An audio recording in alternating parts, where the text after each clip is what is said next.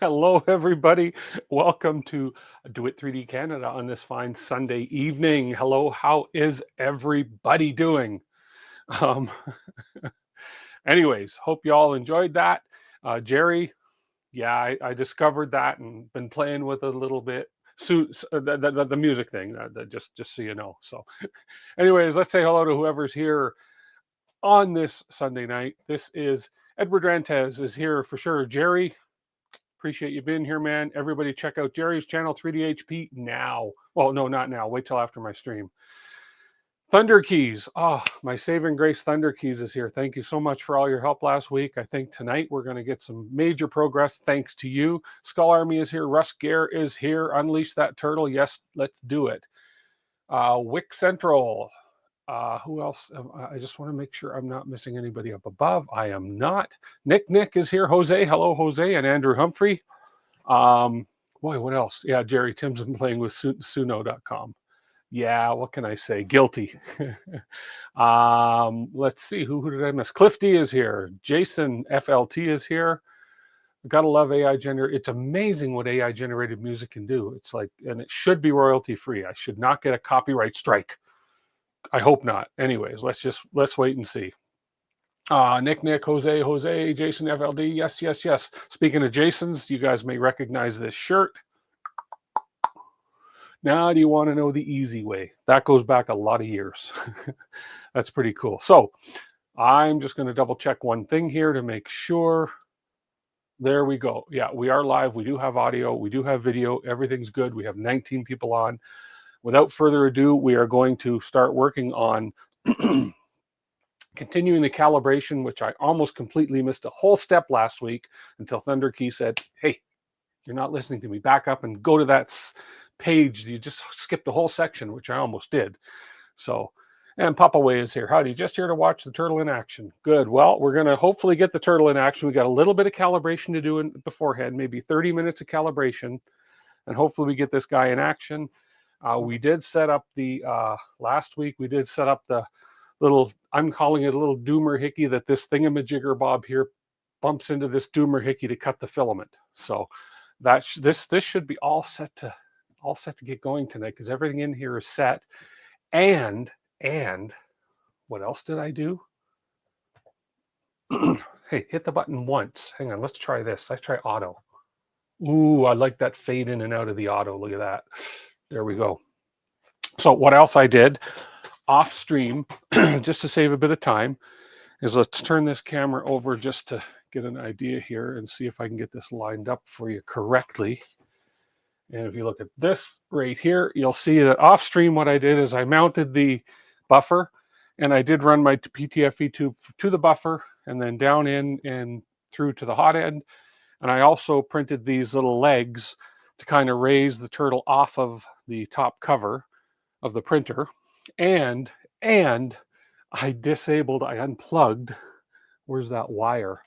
I unplugged the annoying loud fan that was going because apparently I don't need the fan. And we got a lot of airflow under here and so forth. So we unplugged the fan as well. So that's what we did off stream. So there we go. Quiet chat tonight. That'll pick up, I'm sure, in a little bit though. So let's continue on where we left off sort of last week. I'm going to pull up a chair because there is just a little bit more configuration to do here. How's everybody doing, by the way? Everybody had a good week. We had a nice mini spring snowstorm here yesterday. So we have been dealing with a bit of snow, but that should be gone hopefully within a matter of days, even less than days. So we'll see. Very quiet chat, but that's okay. Everybody's still reeling from that raunchy music, I'm sure. It was a good, busy week, Andrew says. That's awesome. Okay, so I'm going to pull up the, oh, not that window. I don't want that one. I want to pull up this window right here. So here's where we were last week, 77 and sunny there. Oh, thanks, Jerry. That's what I want to hear. So jealous. Redoing Micron Electronics Bay here, running out of weekend. Yeah, weekend's almost over. Nice weather in VA. Hey, Andy Bisley. Okay, so we were here doing the calibration steps here.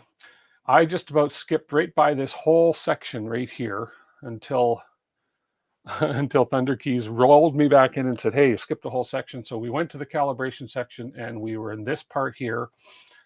And what we got to do right here is the AFC calibration. I didn't start this calibration last week because I didn't have the PTFE tube running. But now that I have the PTFE tube running, I can do that. Raining in Deltona, Florida. Wow. Well, I take rain over snow any day here. So we're going to do the AFC calibration. Now it's a guided calibration, which I'm going to do. You can also do a manual calibration here as well. But I would prefer myself to do the guided calibration just because I am a kind of guy in this sort of a firmware environment that I like to have my hand held while I'm doing this. So let's go through here. Here's the machine all set up. Now we're going to home the machine just because we like to home things when we're starting up. So let's home this up, get this all homed, and then we'll start the calibration. Guided is the way, yes sir. Skull Army, hello. I agree with you, Jimmy John. Let's do the guided calibration. That way, there shouldn't be any missteps or screw-ups. So here we go. We're just going to home this. And there we go. We are homed. So let's go back to the other window. Sub homes. Okay. Okay, so here, fortunately, when you shut down your system and everything, and then reboot your clipper window here, all these instructions that you previously put in stay put. So we're going to do the AFC calibration, as it said right here, AFC calibration. So we're going to do AFC calibration, enter. So now we're just going to follow some quick instructions, get this going. The following prompts will lead you through the calibration of your AFC units. First, select the unit to calibrate. All values will be automatically updated in the appropriate config section. Well, let's just do Turtle 1. Select calibrate distance from extruder to hub or Bowden length. So extruder to hub is going to be from obviously the top where we load the filament down to the bottom of the hub. And then the Bowden length is obviously going to be from outside the hub to the hot end. So I think we're going to eventually do both anyway. So let's just go ahead and say calibrate lanes. Okay, no lanes are loaded. Please load before calibration. Well, you didn't tell me that, so I'm just kidding. So let's go load some lanes. Let's put some filament in the lanes, shall we? And we're going to put in, of course, we'll put in some spools of, and I should have had these ready to go, but I don't, but that's okay. Let's just throw in a couple random spools of different things. So I'm going to throw in some bamboo filament here.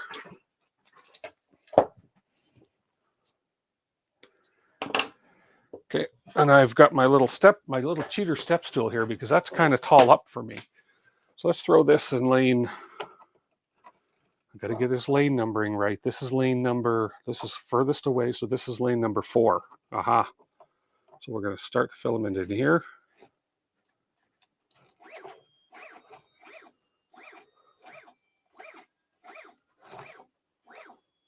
There we go. Lane number 4 is green light, which is good. I'm just keeping an eye on chat, and just because I know Thunder Keys is in there, and if he catches me doing anything wrong, man, whoo. Lane number 4. Let's go ahead and grab this. I'm going to move this camera. I'm going to steal some Polymaker. There we go. I'm going to steal some Polymaker Panchroma for lane number 3. Some blue polychroma. And this is all PLA I'm loading. Okay, we'll load lane number 3. Okay, get in there. Here we go. Am I down far enough? There we go. Come on. There we go. Green light on lane number 3. Hey, Mark Flanagan, how are you, sir? And we'll grab some white. Oh, no, we won't grab white. White's boring. Let's grab some purple. We'll grab a roll of Polymaker purple. pan chroma. We'll put this in lane number 2. Whoops.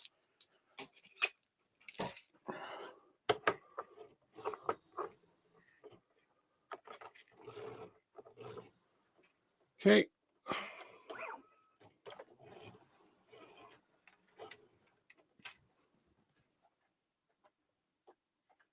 Nothing happening here. Why? What did I do? Hang on one sec. It's working. Let me get that. I got a little bend on the tip here. Pushing plastic today. Yes, hopefully. That's the goal here. Oops. I don't think I was settled in the lane. There we go.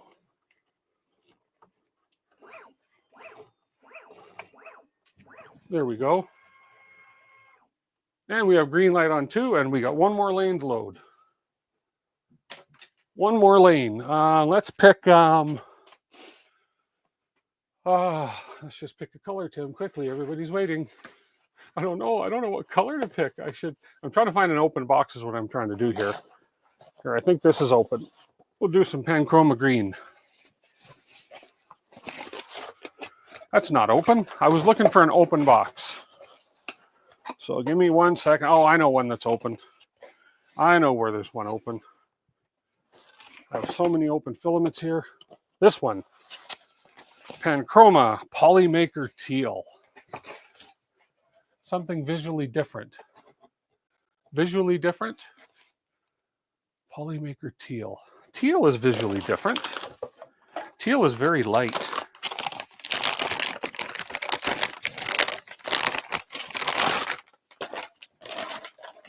I've got one right here. Teal is different. Yes, it is. Okay, let's put these boxes off to the side. Let's get some teal loaded in lane number 1. And I think I'm okay there. Am I in the lane? I'm reaching. I've got a little bit of a bend from when I put that in the box, so we're going to cut the tip of this off. There we go. And let's load lane number 1.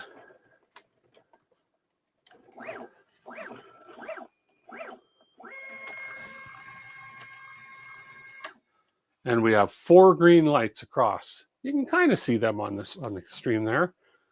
With those colors, it looks more like you're making a sea turtle. There we go. So we have 4 distinct colors showing on there now. Okay, we can get back to the calibration process now. Okay. Whew. Till death do us part. Or what? Andrew, you're stretching it there. Okay, so let's go back. And we're going to calibrate lanes. And select a loaded turtle. Select a loaded lane from turtle 1 to calibrate length from extruded hub. Let's go lane 1. And now we seem to be going backwards. So let me get the camera up here. Yeah, I think it seems to be turning backwards.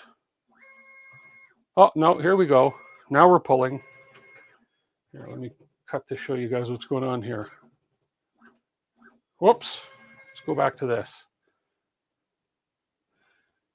Calibration was completed for lane 1. Would you like to do more calibration? So it did it. I'll put the camera on a little sooner when I do this because it goes backwards and it went forward and so forth. So here, let's try this.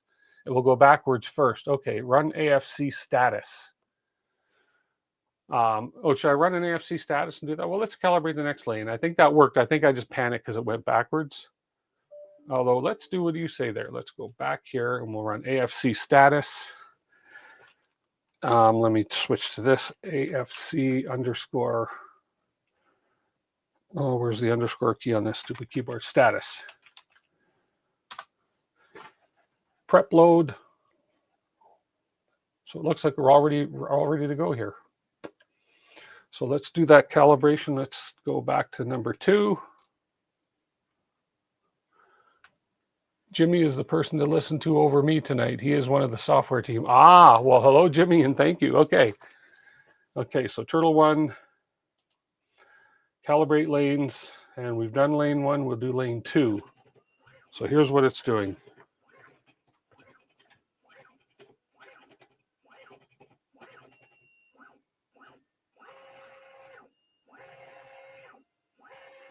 There we go.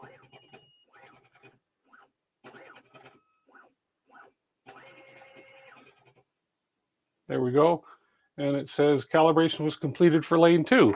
So we'll move on and calibrate lane 3. Do I want to do another one? Yes. Turtle 1, calibrate lanes, lane 3.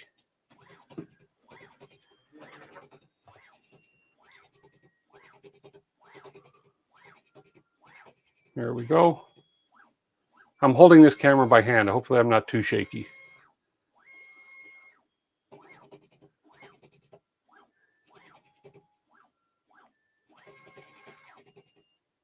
Okay. Lane 3, calibration was complete. Would you like to do more calibration? Yes. Turtle 1, calibrate lanes, lane 4. Here we go. And we just threw a different brand of filament in there just because. Oops, filament came right out of the, oh, the filament broke. Oh, well, that's great. You're going to fail because the filament broke. Well, hey, this is in real life what could happen. We have a filament break on lane 4, filament break on lane 4, so we still have a red light. And the display says calibration failed for lane 4. Reset lane, second, review messages in console, and take necessary action to rerun calibration. Okay. No, it wasn't, and it's not the, let's go back here. It's not the turtle's fault. I think it was the filament, because that filament's been sitting out in the open for a while. So I have to figure out how to clear a filament break on one of the lanes for the first time. So let's just do this. Operator error. Exactly, Guy the Jedi. It was operator error. I should have taken all 4.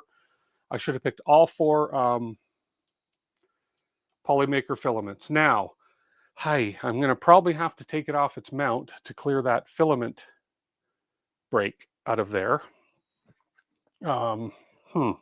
This will be interesting. This is the first time this has happened.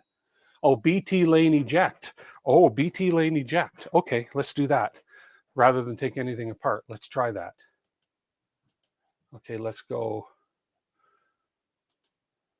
Okay, BT lane eject. BT lane eject. Oops. And I have to go lane equals 4, I believe, right? Yes, yes. Lane equals 4. Oops. If I could type equals 4. Let's see what happens here. Here, we'll get the camera up there. I'm going to enter that command right, focus there. Okay, right now.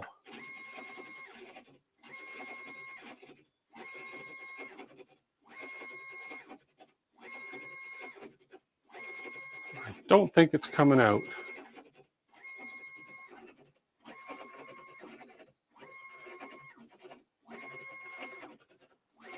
No, nothing coming out. Okay. So let's figure out what's going on. Then break may either be, break may be after the extruder. Okay, let's stop this. How do I stop the eject?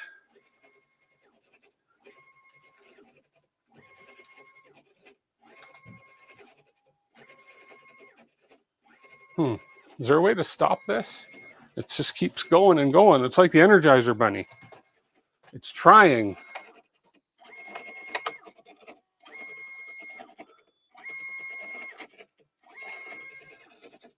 E-stop.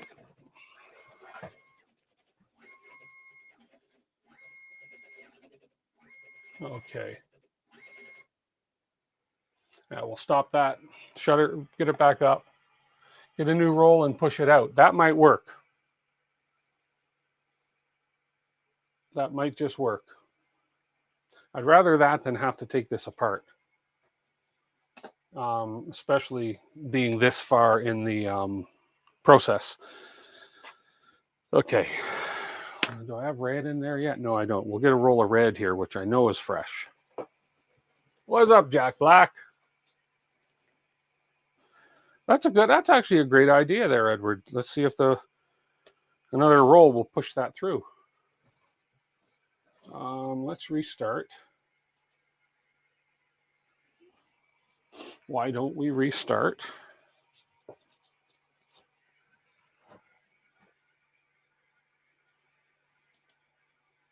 You don't want to restart for some reason. Okay, that's fine.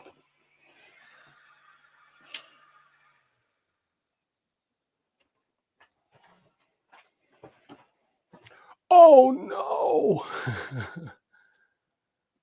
It'll cause an issue with the hub. Looks like when it rewound, it came out. I don't think anything came out. No, still something in here. But we're just restarting up here. So this will be interesting just to see how easy or difficult it is to clear a broken piece of filament out of the out of one of the extruders or one of the lanes. Okay, we are starting up here.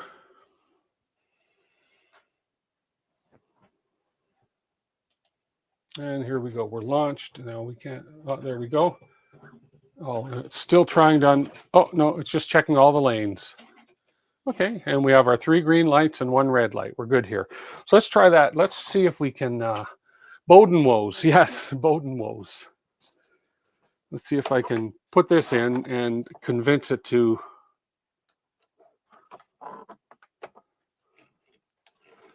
eject.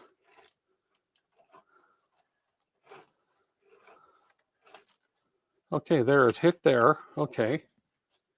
I mean, what's the worst thing that's gonna? And I'm gonna unplug the hub one in the back. I just unplugged the hub in the back, so if it does eject that piece, it just comes out. So now, let's go ahead and do that eject command again. Let's see what happens.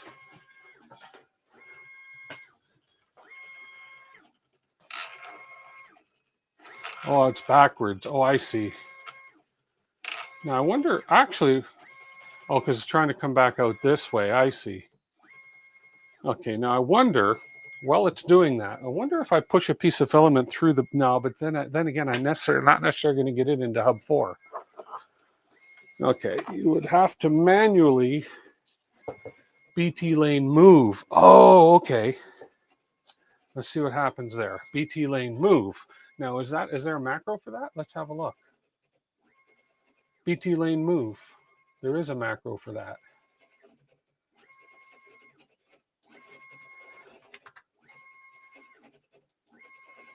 It's stuck in this loop again.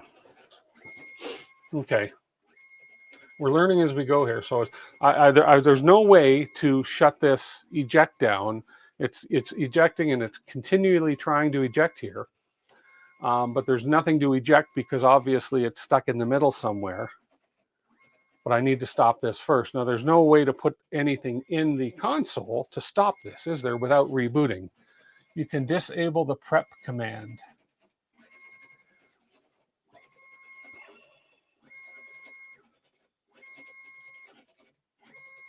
Okay, let's...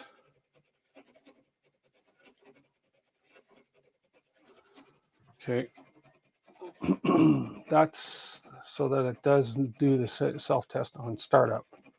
Does not do the self-test on startup. Okay, I see. Okay, right now I just want to get this to, there we are. Just restarting this. But it was doing fine on startup. When it started up, it did the self-test, but this lane wasn't trying to eject because I did put the eject command in by mistake. There we go. Okay. So the eject command is stopped. Okay. And it's doing a self-check. And there we are. We're stopped. So now we're going to do, I'll show you where I found this. There's the macro down here, right here, that says BT lane move. We'll move lane 1. I'll move at a distance of, I'll move at a distance of 100. We'll put the red filament in and hopefully it'll push it through. Let's see what happens here. See if I can get this to push it through. Manually push that through out the other end so it like poops the filament out. Hey, 3D Medic Vince.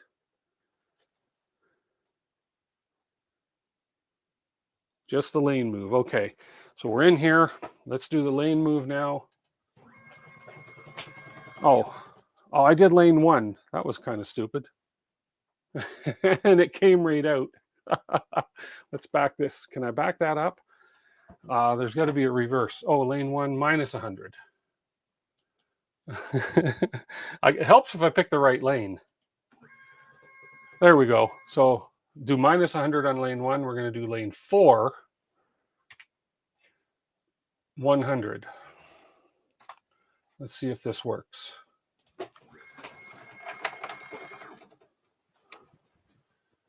Not yet. I have to be here, I think, to sort of force this through.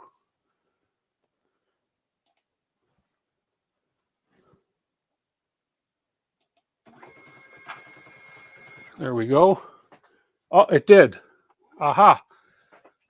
It worked. It worked. We got our stuck piece of black filament out. Yes, Jimmy, it is lane 4. This is just me brain farting, but it worked. So let's back up lane 4 a little bit, just because we don't want that to be too far out there.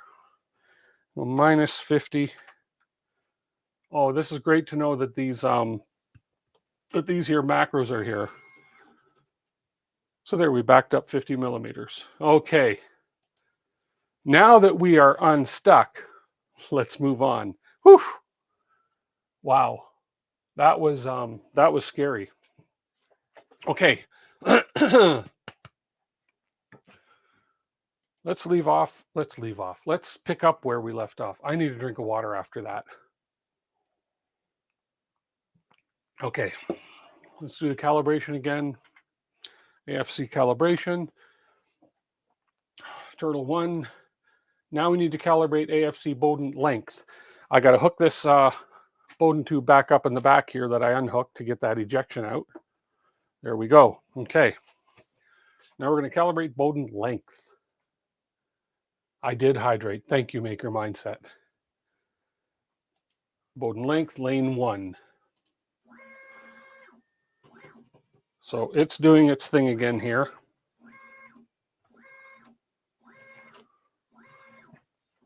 Where it's going to pull some filament through. Now let's see where it's going. It's pushing filament through the back. Here, let me switch cameras here. So it's now pushing filament through here. And it's pushing it through here. We're down to here. So I think what it's going to do is it's going to take this right through. Sorry. We're right into here. It's going to come into the hot end. And I assume when it hits resistance, which is going to be the hot end, it's going to know the length of it. So now we're inside here. Whoops, wrong camera. We are now right up to here. Okay, it's slowly making its way down to the hot end. Hit the filament sensor in the hot end. Ah, okay.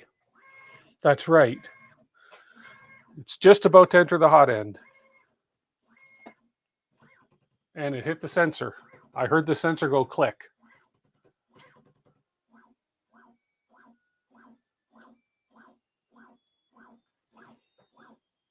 And now it is doing, holy crap. It's rewinding, but oops. Oh. Okay, it rewound. Okay, ow.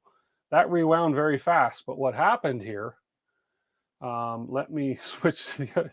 It rewound here, but it made a bit of a mess because the spool didn't keep up with the rewinding. So that spool probably slipped on the rubber there. So let me get this properly rewound.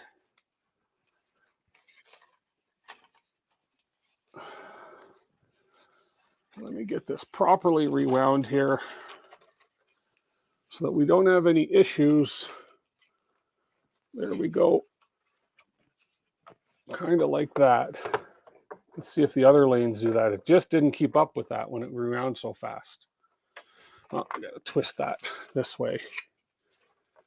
This way. There we go. Whew. That kind of freaked me out.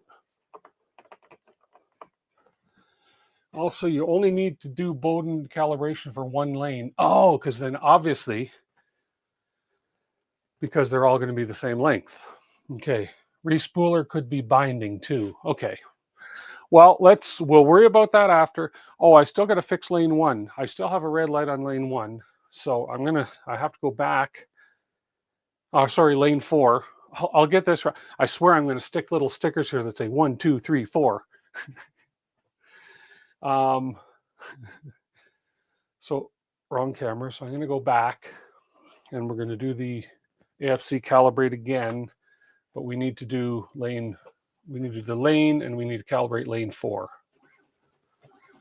Because we had a filament break on lane 4 before. So we're going to just go ahead and do this for lane 4.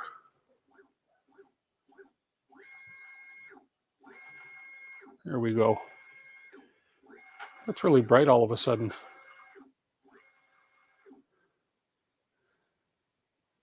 And calibration failed for lane 4. So let's see what's going on. It says calibration failed. Okay. First, reset lane. Second, review messages in console. Reset lane. Okay. Hub is already clear while trying to reset lane 4. So let's do that again. Yeah, Jimmy just caught that. I forgot to calibrate lane 4. So I'm going to remove the filament from lane 4. Or do I just I have to actually back it up. It's kind of in there hard. So let's go ahead and back lane 4 up. We'll put the filament back in again. Lane 4.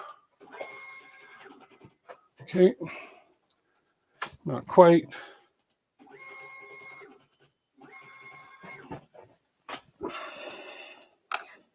It's really in there.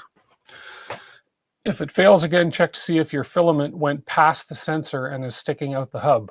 Oh, I see. It might have, and I think it might have because I probably didn't back it up enough last time because it's in there quite far. I'll back it out a little further here. There we go. I think it's backed out. Yeah, we're this side of the extruder, so we'll try it again now. So we'll try that again now.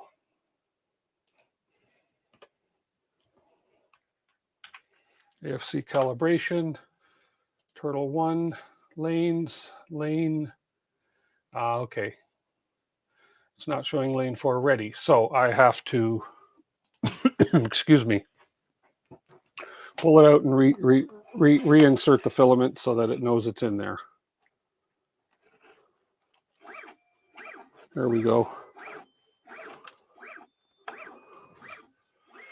There we go. Okay, green light on lane 4 now. Okay. Let's calibrate lanes, lane 4. Now we should get a successful calibration going here. Excuse me.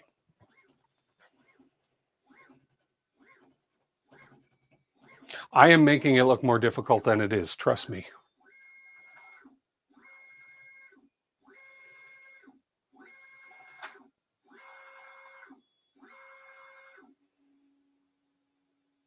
Okay, calibration failed for lane 4. Again, so there's something going on, but we have a green light. Something happened on lane 4. Okay, check and see. It's not past the sensor here. I don't think there's any more filament, unless there's a second piece of filament stuck in there. I'm going to move lane 4 forward, see if any filament ejects. But I don't think so.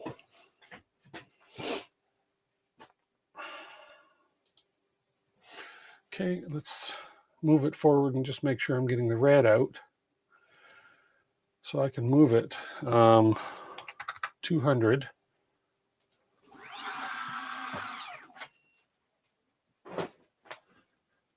something jamming. That did not move too fast at all.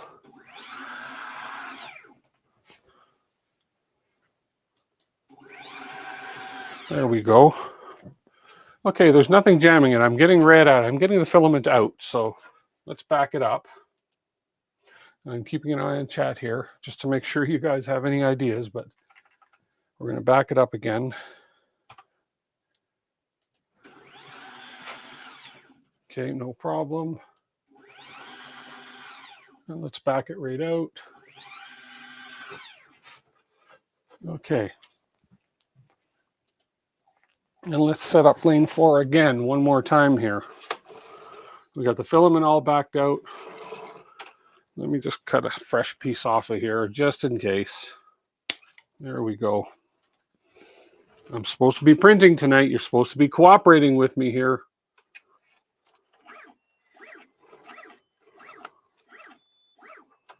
Okay, we're gripping filament. Everything seems to be rolling nice. There we go. We're ready. Okay, let's try this once more. Let's try it again. AFC calibration. Turtle 1. Lanes. Lane 4. So we're doing our backwards move. Okay. We hit our sensor. Now we're going forwards. Hit our sensor. We're backing off. Hit our sensor. I can hear the sensors clicking. And hit our sensor again. And lane 4 calibration was complete. We got it. I'm just going to suggest you cut off some filament. Yeah, I figured maybe there's a little bit of, who knows, right? So, but it worked. So we have calibration on lane 4. No, there's no calibration left. Happy printing and exit. So we're all calibrated. We have the calibration from the spools to the extruders, and we have the calibration from the AFC from the hub to the hot end. So we should be all calibrated up here. Yay! Whew, that was like a lot of work. Okay, so let's go ahead and see what's next. I know now we get into the slicer, I believe, but let's just not jump ahead of ourselves. Let's see what's happening. First of all, I want to turn this case light on. It's just nice to see nice light in there. I think there was a flat spot in the filament. It would affect it. Yeah, if there was a flat spot. Yeah, I agree, and that's probably what it was, because there was a few bumps and bruises on the piece I cut off. Okay, we are over here. We did the AFC calibration. I don't think I have to, because this is all manual calibration. Calibrate AFC board, and then let's check. Okay, so we did so now we go back here. We've done the calibration step. Do a bed mesh in each color, maybe. Well, I'm going to follow the instructions here, Jack, just to stay straight. Now, I'm just checking chat to make sure that either Jimmy or Thunder Keys doesn't say you're missing another step, but we're not. Okay, you're now ready to attempt your first automated filament control action. Okay, home your printer, main sailor fluid, heat the hot end to your filament's extrusion temperature, which in my case will be 220. Load the filament for lane 1 with a T0 command. Confirm that the filament travels to the tool head and performs a configured poop or wipe actions. After load is successfully completed, test that you're able to manually extrude filament using the console GUI. Change filament to lane 2 using the T1 command. Confirm that the tool head moves to the park position, performs cut or tip shaping. We're going to be cutting. Retracts the filament for lane 1 back to the BoxTurtle hub. It will then load filament in lane 2 to the tool head and perform the poop, wipe, kick, and wipe macros. You also don't need to do a mech with each color since they are all coming out of the same nozzle. Makes sense. Perfect. Okay, so let's go ahead over to here. Let's go ahead and heat up to 220. Okay, we'll start our heat up process. We're not going to worry about the bed right now. And then once it's heated up, we do a filament, load the filament for lane 1 with the T0 command. I'm guessing there's a macro. BT lathe move, BT change tool, BT prep, BT tool unload. No, it doesn't look like there's a macro to load the filament. BT change tool. What's under that? Lane 1, no. Is there a macro for that?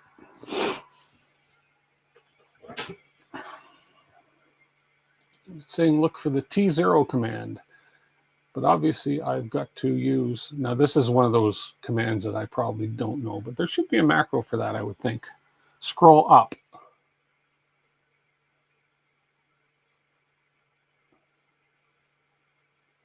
Scroll up. Oh, T1. Oh, right here. T0, T1, T2, T. Ah, I see. Okay. So it wants me to use T0. Okay, so we're already heated, I think. Yeah, we're already heated. Okay, so T0.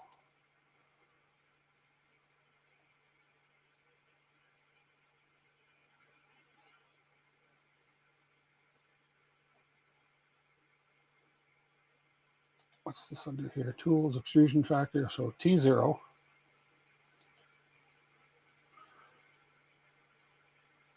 No, that's not just a load macro, is it? I actually have to tell it.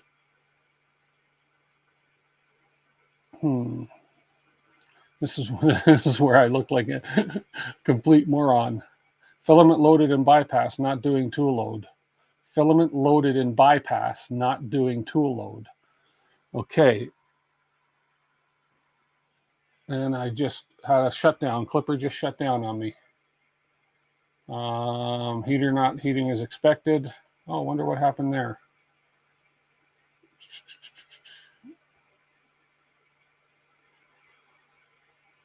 Oh, come on, let's restart. Man, there's always something.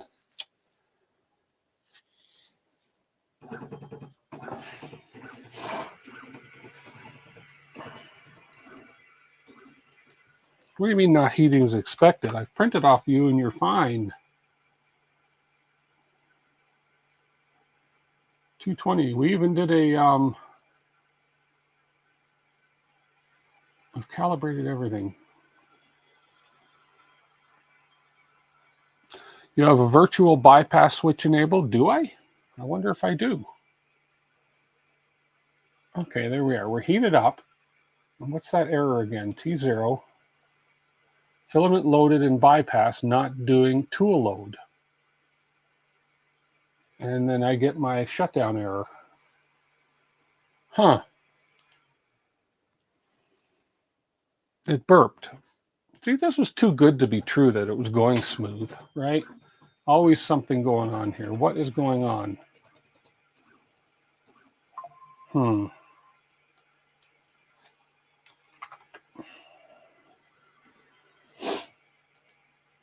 Okay, so if you're asking, do I have a virtual bypass switch enabled? I don't know. That's going to be in my config file, isn't it?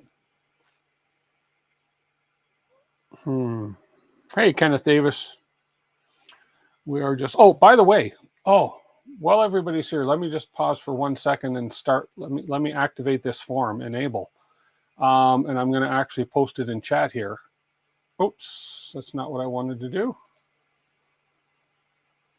I'm going to copy this. Yeah, I know you can all see this. There's nothing here that you don't need to see. But I'm going to post in chat here where you can go and enter to win some Polymaker filament. I just totally brained out with this thing here. So there we go. We've got it in chat. I'm going to pin that to the top of chat. And you guys can go in there and enter to win some Polymaker filament. Let me pin this to the top of the chat. And the link is should be also in the description. But it is pinned to the top of the chat right now. So there we go. So let's see what's going on here. Check there first, and then we can check your config. It would be where your other filament switches are at. Okay, let's go in here. Because we're heated up, no problem. It just causes an error when I try to go ahead and load it.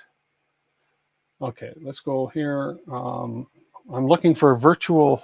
What am I looking for? A virtual bypass switch. I don't think it would be in my printer config, but let's just find out. bypass.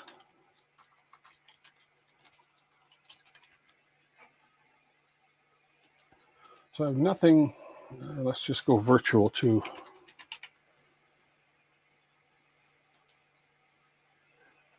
Probe virtual end stop. That's normal. Okay, so it's not in there. Under Tune tab. Under Tune tab. Oh, I see. Okay. My bad. Oh, we got the error again. What the heck is going on with my heater?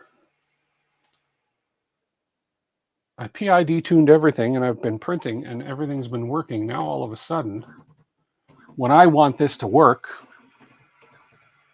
it's where your filament sensors show. Oh, okay. Oh, you mean way down here. Oh, okay. Virtual bypass detected. Empty. Okay.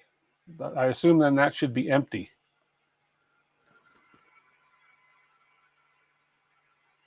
Wait, you're using me? Yeah, but I found it right at the very bottom. Virtual bypass was checked, and I've just unchecked it. But if I'm going to have a thermal runaway issue on this, I have bigger issues. That should not be happening.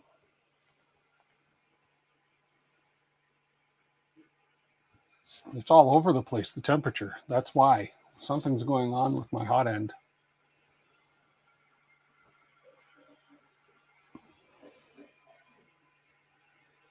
Let's see if this temperature can stabilize here. It's all over the place. There's something definitely going on with the hot end here if you look. It's jumping from 220 to 217 to 216. The heck is going on?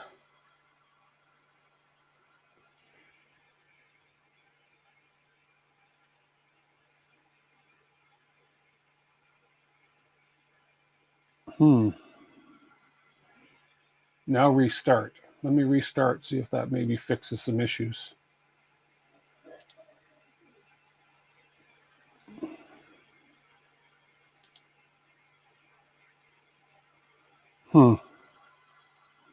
Yeah, we're just going to reboot it.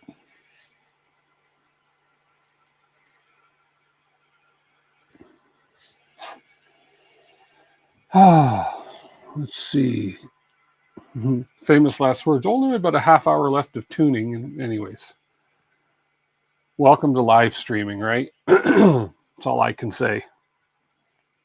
This should start up in a second here.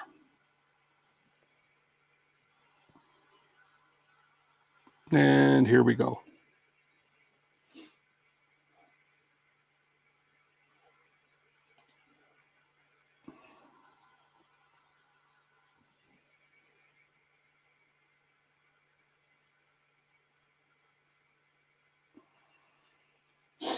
Okay, well, it's going to do a hard reboot.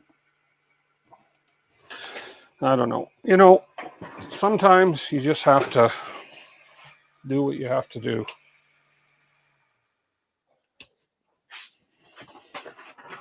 Believe me, folks, the printer was set up and ready to go. It was set up and ready to go. I promise you it was. So we're just rebooting here now.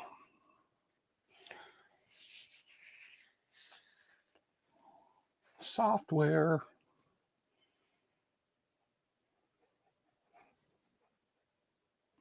Just want to make sure Clipper screen boots up here okay.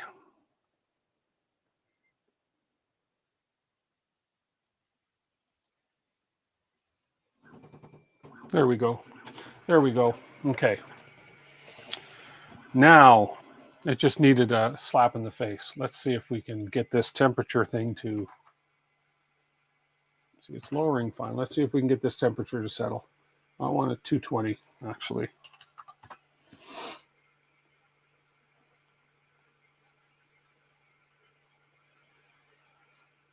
That's a little better now. We're staying at 100% status at least. We were bouncing all over the place before. We're slowing down.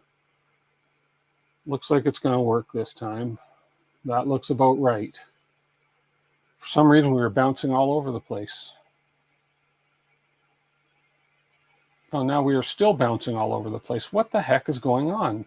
Do I have to PID tune this thing again? This is ridiculous. Don't tell me what TP do. Yeah, so we're having an issue with the extruder heating. And it's just, this has not happened before. This was all tested and run before.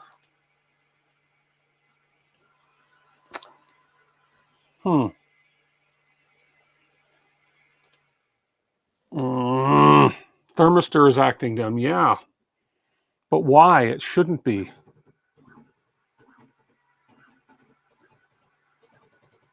It's a Revo Hotend. I have done nothing to offend the thermistor. Hey, OneRaz.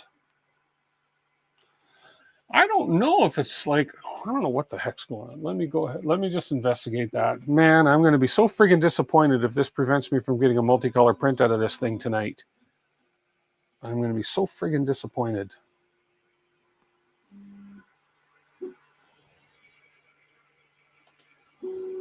Let me have a look at the Hotend here and see what's going on maybe.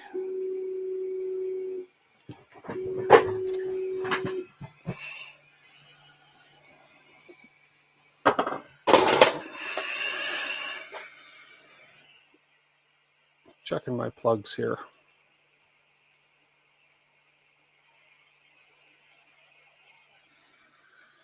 See, I'm not worried about the thermistor coming out of the Hotend because it's a Revo. It should be good. So I'm checking my board connection here, which seems to be fine.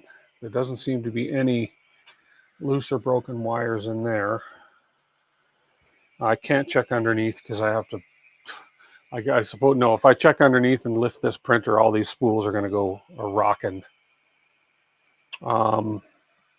That's going to be a whole other troubleshooting thing if this doesn't behave. Let me try one more thing. Let me just try one more thing. I'm going to try, just to see, I'm going to do a PID tune. I have to find the correct code for doing a PID tune.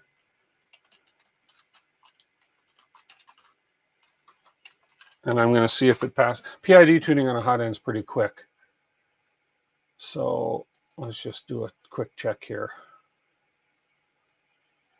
I just have to look up because I don't know the actual code to put in the console because I don't do it often enough. Where is it here?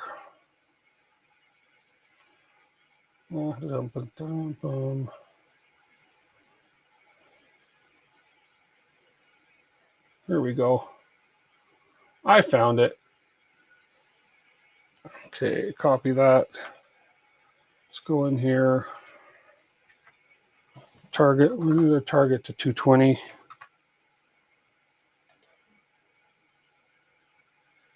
Okay, so we're just doing a quick, as you can see up here, we're just going to do a quick PID tune to 220 and see what happens.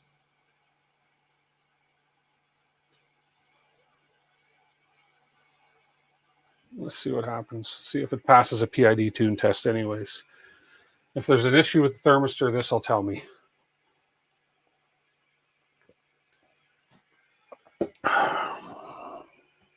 And if there's an issue with the thermistor, damn.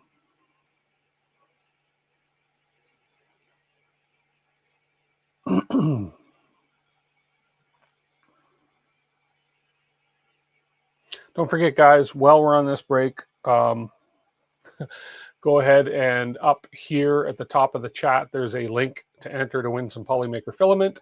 And I believe I put the link in the description as well. Let me just double check to make sure I am not lying to y'all. I think I updated that link. I did update that link. Let's see. That takes me to the proper form. Yes, there we go. So I did update that link. So go ahead and enter while we are waiting for this PID tuning stuff to happen. See, here we go. We're climbing to the, no, see, we're having issues right there. So there's definitely something going on with the thermistor. It's not even reaching 220. Damn. And I can't do the BoxTurtle any further until we get this issue fixed. Damn. PID calibrate interrupted. Yep.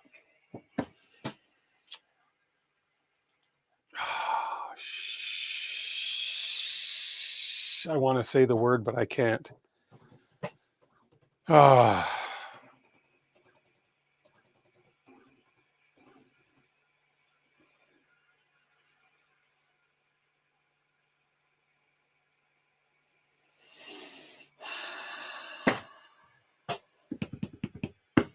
Now I got to track down another issue before I can move on with this, which is unfortunate because there's nothing that's been done that could affect this, that should be causing this.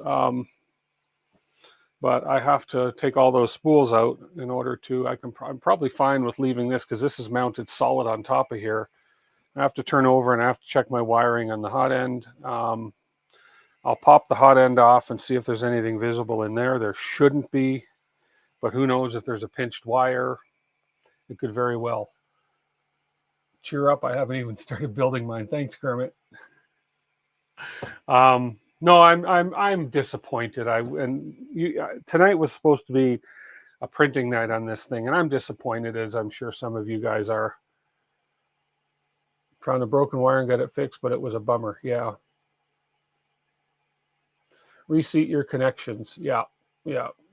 Well, first thing I'm going to do, I think, is I'm going to pop the hot end off and just have a look in there and see if there's anything visible in there. If there's a pinched wire that I missed, which, as I say, I've printed on this since before doing the. Well, actually, no, I haven't printed since doing the Turtle update because we put the Filamatrix in, and then we had to do all the calibration. So yeah, so there could be a pinched wire or something in there. Let's just double check and see. Let's just take and see. Thank you so much, Questionable Choices. I appreciate that. And that, you know what? That's the risk of live streaming too, is live streaming. If I were doing a video on this as opposed to live streaming, you know, I'd be editing all this crap out. So let's go ahead and shut down the printer before I do anything stupid and pull the hot end out with, you know, then I'd have more problems. But I'm going to lose my light source. But that's okay. I'm going to pop, just for now, because this is going to be getting in my way, I'm just going to quickly pop this door off.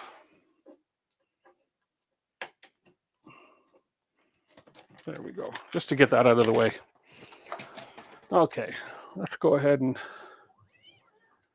oh, we pooped a little bit of, we pooped a little bit of filament out of the extruder anyways. Okay, so let's pop the head off. Let's see if there's anything going on here. Let's get this PTFE out of here. Let's just pop and have a look under here. This is what I want to check first, because if I don't have to empty the filament out of the turtle, I won't. So let's just go ahead and pop some screws out here. Let's have a look under here. So there's something going on with the thermistor, obviously. Even though I did PID tune after I get everything all together, doesn't mean something didn't shift. Okay. This is not the stream I wanted it to be, but hey, it is what it is. Here, let's just do that so you don't have to look at the tears coming down my face.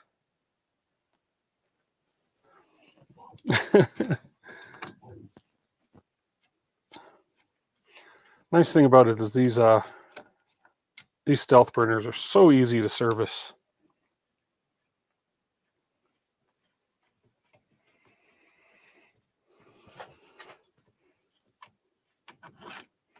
Okay.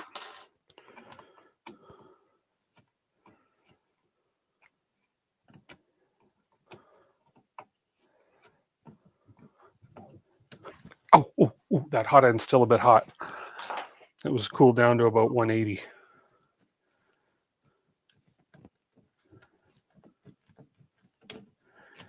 Here we go. Okay. Let the cover off.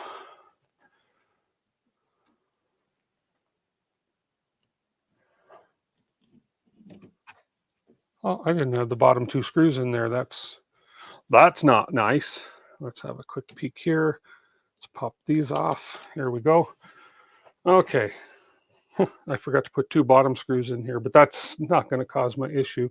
I am just going to pop this off, and I just want to inspect the thermistor wire going down, which is this thin white one here. I'm just going to check out this thermistor wire, make sure that there's nothing out of place in here. So now with this cutter in place, I should be able to get at the hot end by removing these 2 screws, and I got the 4 top screws. Okay.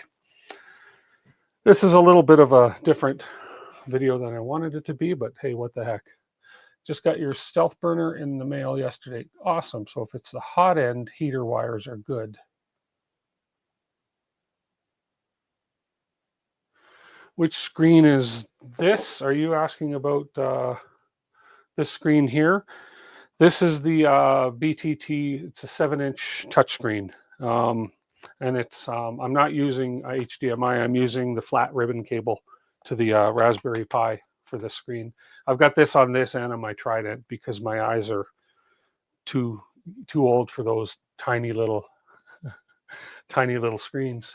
So let's go ahead and pop this off. That's cooled down pretty good. Yeah. Let's pop this off and let's see if I can see anything going on with the thermistor wire going to the actual Revo, which I shouldn't, but we'll see. And then I will check the connections underneath the printer. We'll just double check this. If there's nothing wrong with this, we'll put it back together, try it one more time. Troubleshooting, as you all know, is not necessarily the funnest thing to do in these cases, but so we're just going to take this apart, have a look at the hot end, see if anything stands out. Troubleshooting streams are good too. Absolutely. Just swap with no and good thermo. Well, the thermo's built into the hot end. This is a Revo.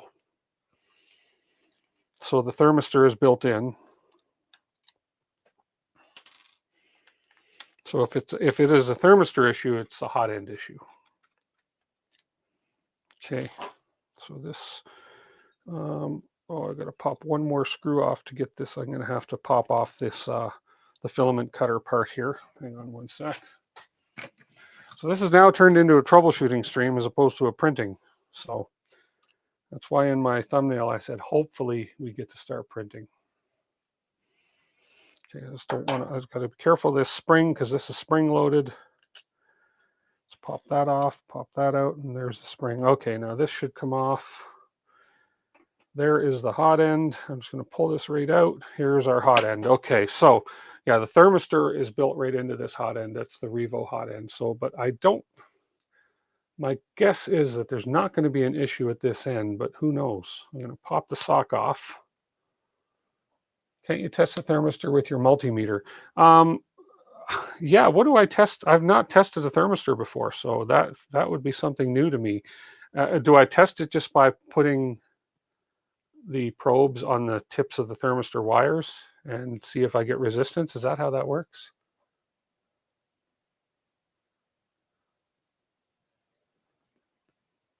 Since it heats and Clipper didn't shut down, you need a new Revo. Possibly. It could be at the other end under the board, though. Could be a loose connection on the board. Just like a resistor. Oh, okay. Ohm test. Okay, let me grab my meter and we'll test it. Keep in mind, before I started this channel, I was new to all this stuff. Everything, electronics, you name it. I didn't own one of these meters. So ohms. So I want the ohms, which is the little funky little, that's that funky little white symbol is the ohms, I'm assuming. I think that's the ohms. That's the theta or beta. That's a Greek symbol, isn't it? For ohms, my goodness. Still is. Ohms, my goodness. So you're saying that if I probe across these thermistor wires, this one, and then, oops, omega symbol. Alpha, beta, theta, whatever. I was never in a frat. So I am getting a reading of, I'm getting a lot of readings. So if I read across these two, I'm getting a reading of 41 point something ohms. Is that a good sign? What's up, ohms? Hey, Jerry, good one. Is that a good sign? So I'm getting a 42 ohms reading. Okay, so when I pull it off, it gets OL. When I put it on, we get, how did this turn from a BoxTurtle to a Hotend servicing? So we get, yeah, we put it on and we get our 44, we get a reading. Is that good? Oops. There we go. Hold them together. Yeah, we're getting about 44 to 46 ohms. So I don't know. Is that what I want to see for the thermistor?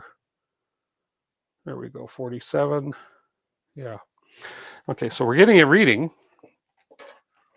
It's all Greek to me. Depends on your room temp. Hello. Nobody's answering my question. Is that what I wanted to see? So I'm gonna assume that this is okay. I know what they say about making assumptions, yada yada yada.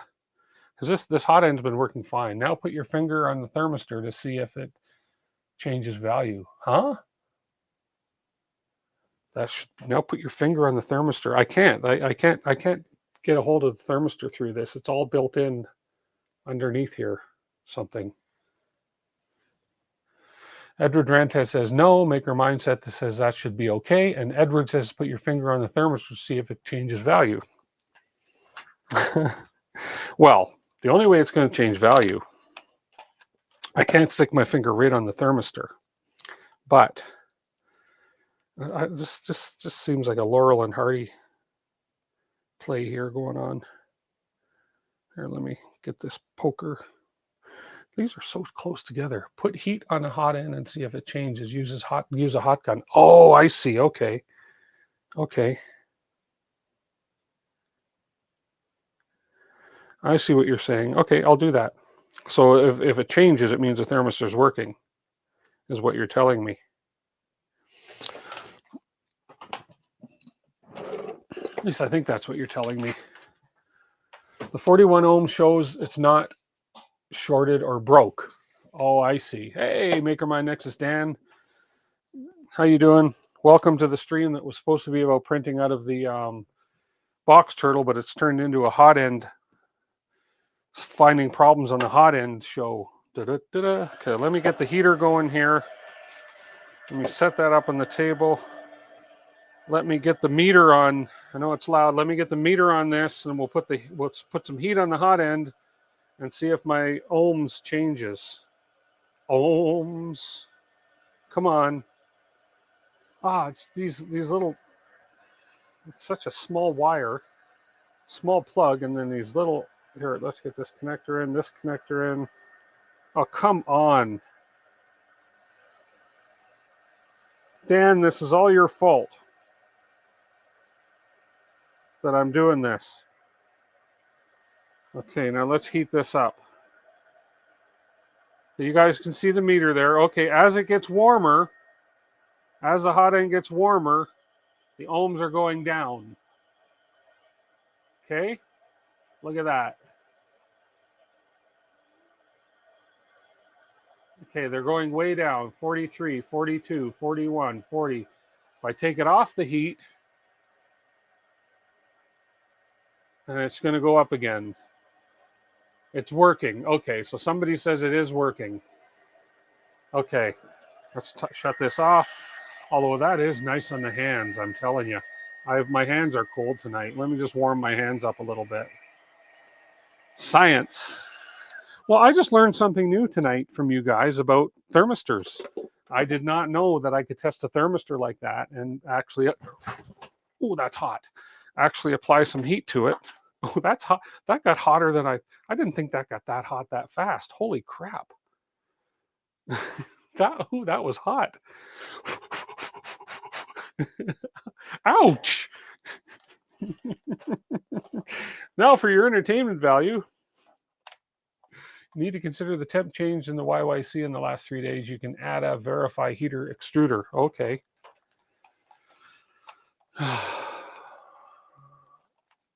Okay, let me put this away. We know this is working. Let me get the hot end reassembled.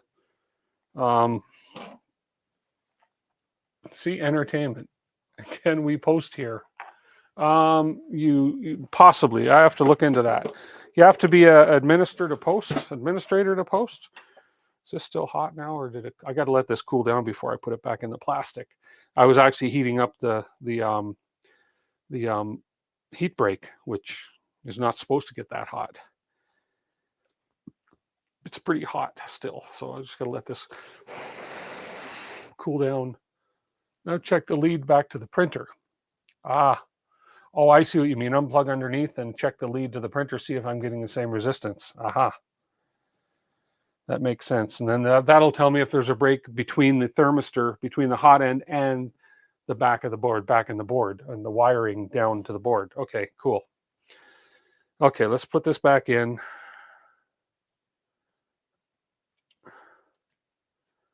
Okay. We're just going to reassemble the hot end here. Quickly and efficiently. Okay. That was hot. Holy crap. I didn't expect it to get that hot. So that's obviously a pretty efficient heater element too.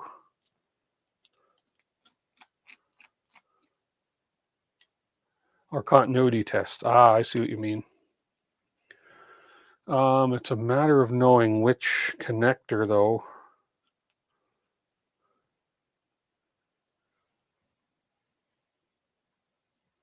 Oh, look at these technicalities here. Revo should be 208 ohms at 10 Celsius and 82 ohms at 300.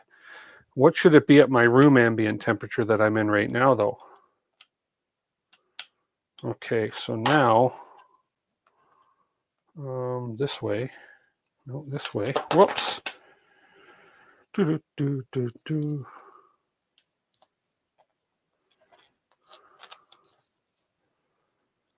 then we're going to put the, okay. Check the heater. Oh, the heater got up to temp at a couple times, but then it started bouncing back. I guess I could check the heater. You mean check the resistance in the heater? Okay, let's do that. Since we are here and we have my meter out, the heater should be fine. Yeah. But let's just, for fun, do a quick reading on the heater. I don't know what the heater number should be.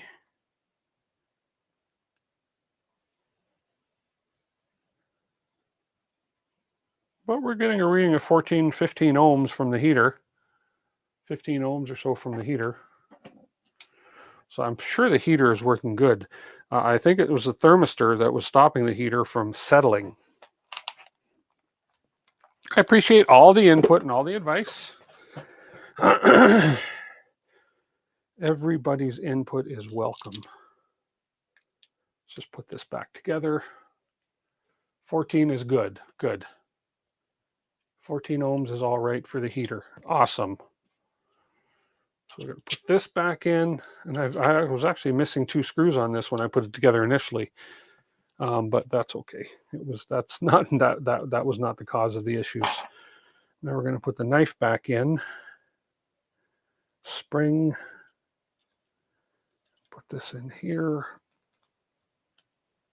And line up the hole. Get this in here.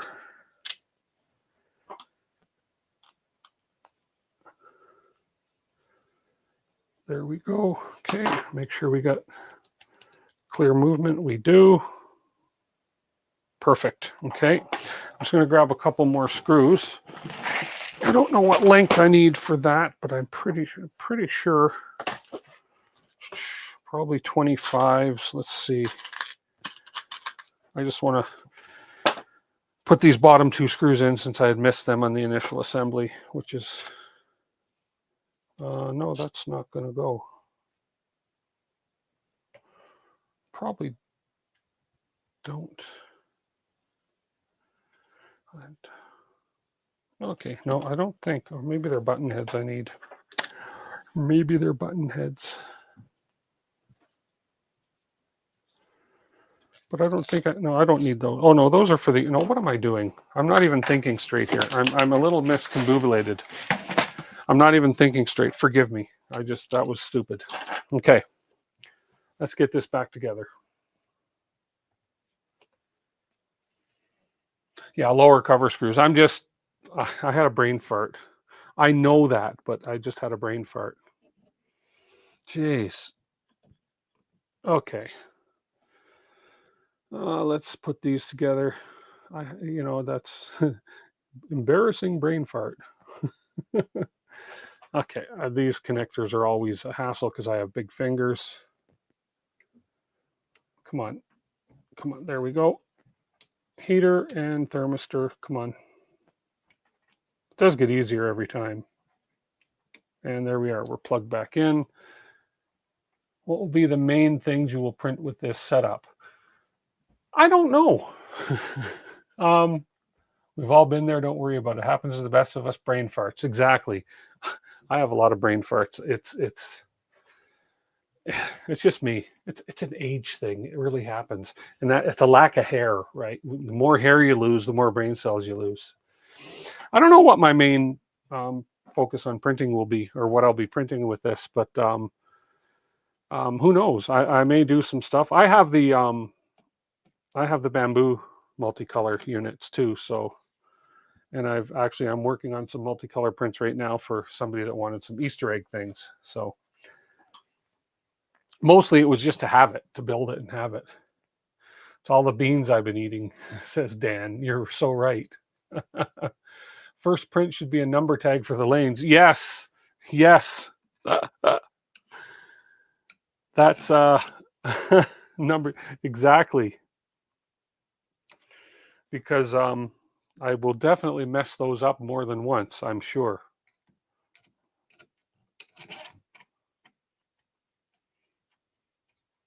That's my problem, no hair. Isn't that all? Yeah, that's exactly what it is. See, the more hair you lose, the more brain cells you lose. Because if you think about it, your hair is going out of your skull. We don't know how deep the roots go. So there's that. Okay, there we are, back together. Now I'm gonna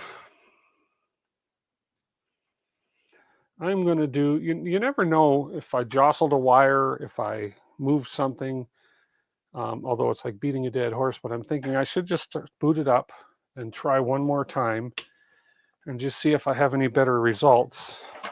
I know the definition of insanity is doing the same thing over and over again and expecting different results, but you never know. If I jostled a wire, if it was a loose connection here.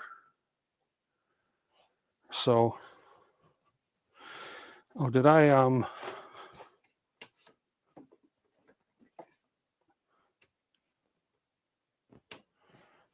must have unplugged my power somewhere along the line.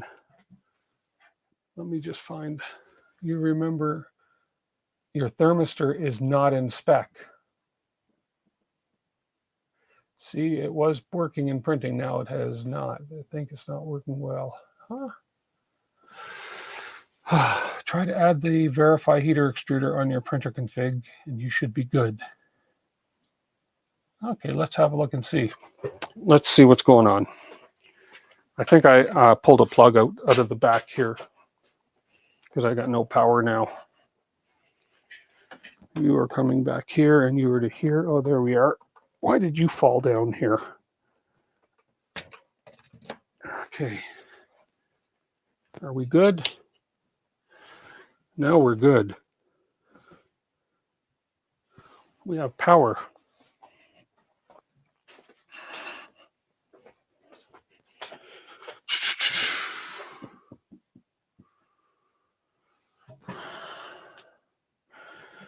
Something else has come loose. My clipper screen's not working. My screen's not working now. Ah, man, there's so much going on with this. Let me get rid of this. I'm going to have to turn this machine over, see what's going on.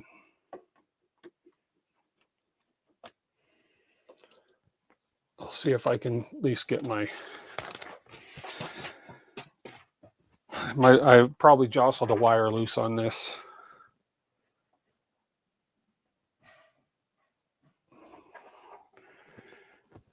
The reading was way too low on the thermistor.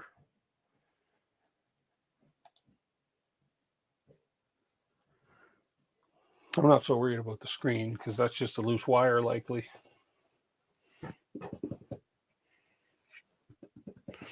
Give it a second, see if we boot. In the meantime, I'm probably going to have to get underneath.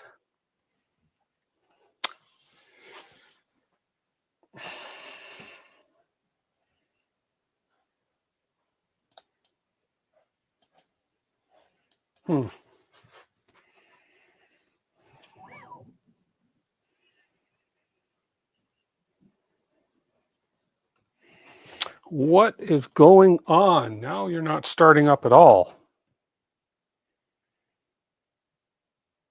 It needs some concussive maintenance. Yeah. No, we're not booting at all. I've jostled something loose. Something's loose. I know what you're thinking. Okay, well, I need to get underneath and see what's going on. And I'm wondering if that is strange. Now we're not even starting at all. This is all back together correctly. This is all good. I didn't disconnect anything else. It's missing Barbie. Yeah, tell me about it. Well, I've got to pull these out. Can I actually pull these out?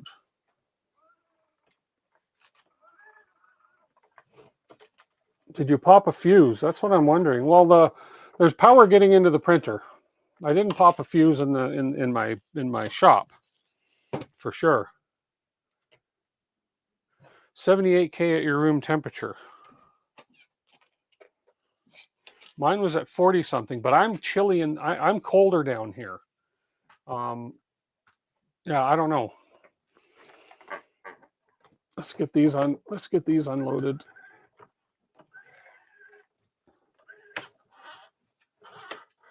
And so I can turn this over and see what's going on. What are we at? 6:22. We're going to do a Polymaker draw pretty soon, guys. Even though the stream's not going as planned, it doesn't mean we're not doing the draw as planned. So I'm just as disappointed as the rest of you that I'm not going to be able to get a print going.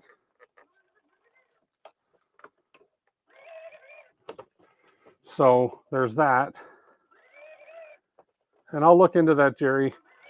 Jerry, I have a feeling this is going to be a possibly a new Hotend required based on what everybody's saying, but we'll see.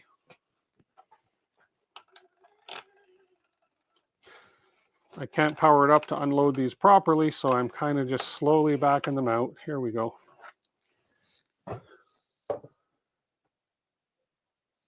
$45 ohms, 45 kilo ohms. I got to look into that.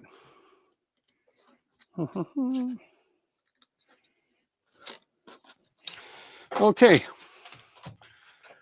You are secured on here nicely, so if I bend you over, that doesn't sound good. If I turn you over, you should be fine. There's something going on under the printer for sure. Because I'm not even getting, let me try one more time here. There's power coming in. I'm getting a light on my power switch, but that's it. We're not powering on. Oh, there, now it's coming on.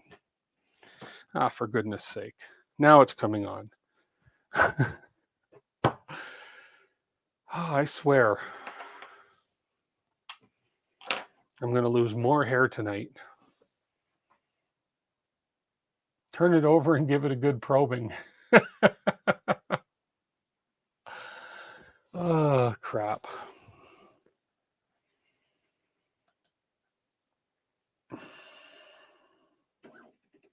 Okay, clipper is started. When in doubt, reboot. Yeah, I'm going to try. Somebody suggested earlier. I'm going to see what you said. Way back up here. It was something to put in the printer config. I don't, oh man, it was way back up here, or I'm missing it.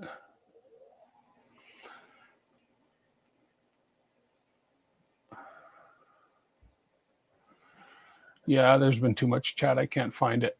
Okay.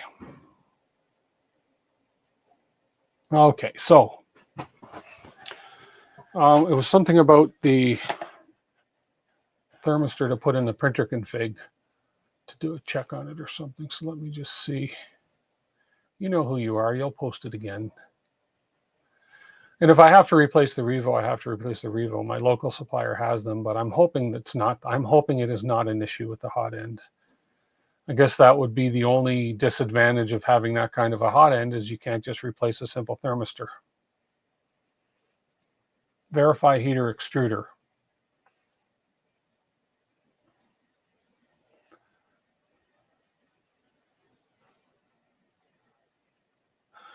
Okay, let me. This is that what I think it was Will that put this in here to verify heater extruder max error 120, check gain time 120. I'd have to find that and copy it. See what's going on here.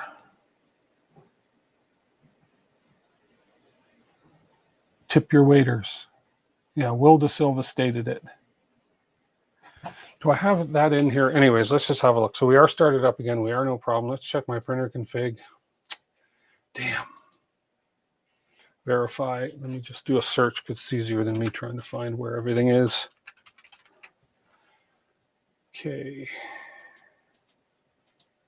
No, so I obviously don't have that in here. So check under my heater. Extruder or heater. Here we go. So let's see what he had said to put there.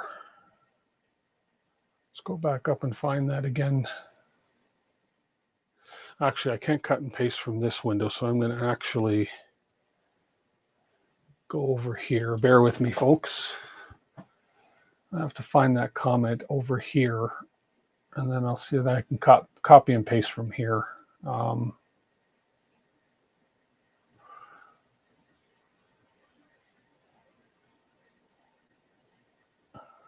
Oh, man.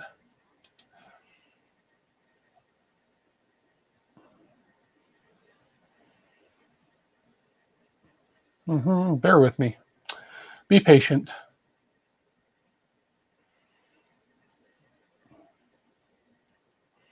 I need to find it in the actual YouTube chat window so I can, there it is right there, so I can actually highlight it, copy it, and then I can actually paste it into my config file. I don't know what that does, but hey. Okay.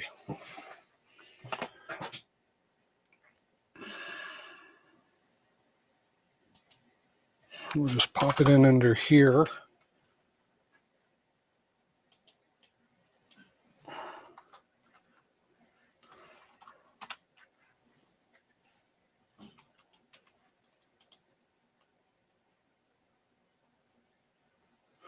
I'm not sure if that's the right way to do that, but let's see if I get an error on it. And then we'll see what happens again. There we go. Okay. Let's try a tune again real quick. Let's see what happens. Let's see if anything works this time. Let's just see. Then we'll check underneath. It's 1 per line.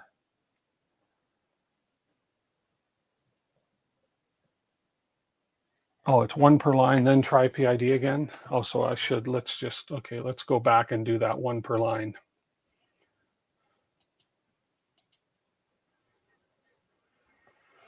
Back in here, printer config, and it was under extruder.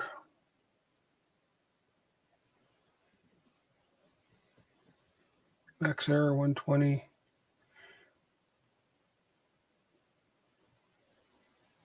Where's the line breaks?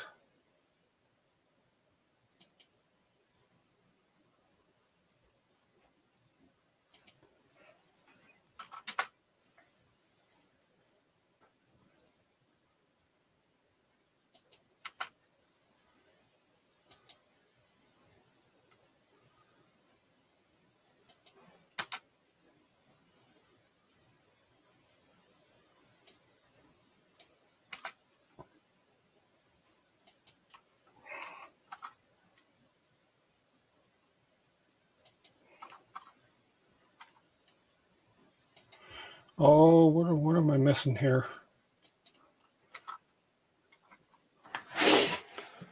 Max error, check gain, HY. Max error, oh, come on, stop. Max error, 120. Oh, I see, check gain. Okay, check gain. Okay. What was that? I have to pull that back up again. Check gain time. Check gain time. Oh, I get it. Okay. Check gain time, max error, and hysteresis. Hysteresis. The weight from the spools on the turtle is pinching a wire or connector. No, there's really nothing going on up above where the turtle is.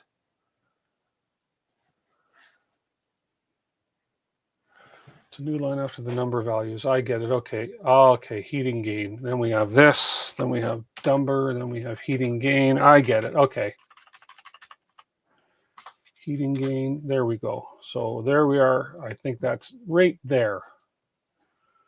Okay. Save and restart. I think I got it. 4 lines.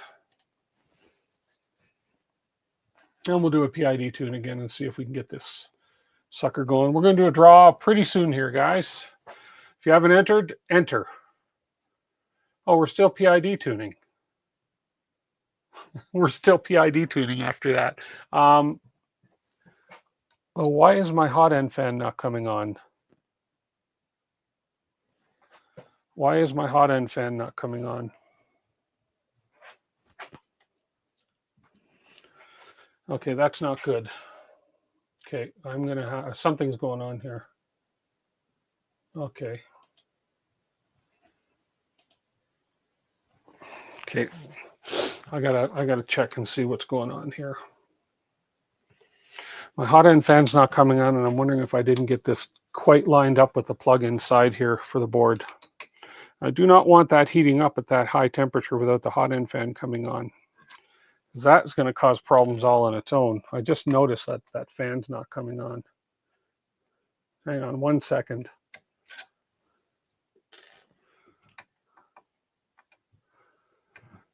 It was coming on before. I think I just misaligned when I put the cover on. I think I just misaligned things.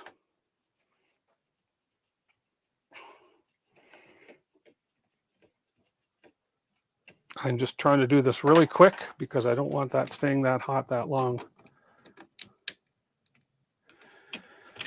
Okay, come on. There's these pins that I have to align these pins with, and I think I was off by a row.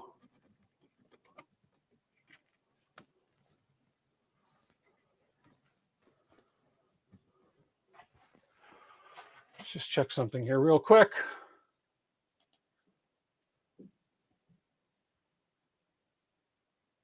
Okay, I'm going to have to just go back in here. It's giving me an error saying check gain time is not valid.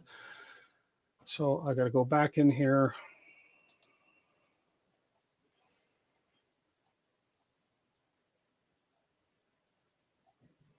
Check gain time. Oh, I didn't put a space here. Okay, let's restart.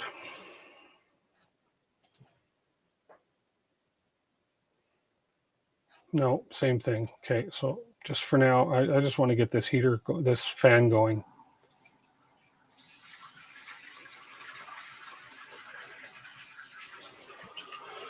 Underscores. Oh, underscores. Really? Oh, frig.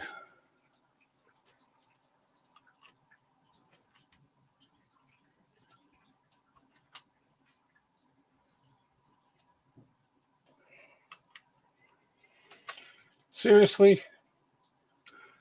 I'm just I'm overwhelmed with stuff right now. There we go. There we go. That's better. And there goes my hot end fan. I'm all good. Okay. Okay.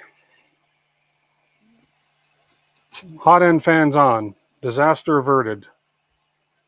Let's put this back together. And we'll get a PID going here.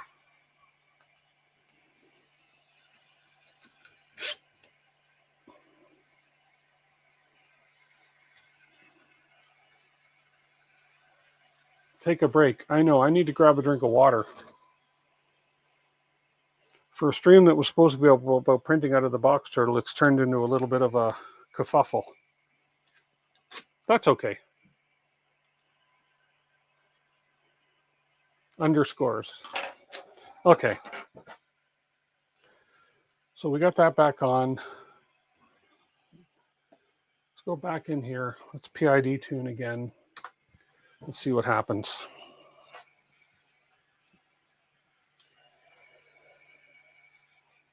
And I haven't forgotten. Whoops. Why is this camera? The one that's on there, on that top one there. It's not supposed to be. That's not supposed to be there. See, everything that can go wrong is going wrong here. We'll just put that camera on the little hot end right there. There we go. It's supposed to be my face up in the top left corner there. But everything that can go wrong is going wrong tonight. It's okay. It is what it is. Here, let's see what the PID is doing here. It looks like it actually is working. It got to temperature. I think so. The PID tuning is not failing now. It's working.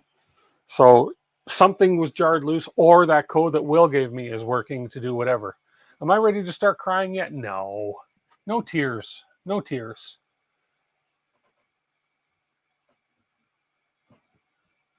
Load the filament while I'm waiting. Good. Good point. Good point.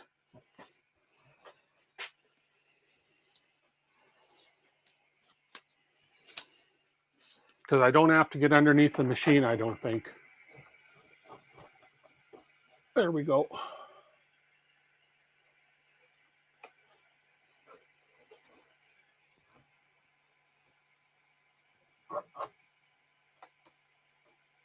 Why is it not sense? Okay, hang on. You know what? I'm just one thing at a time here.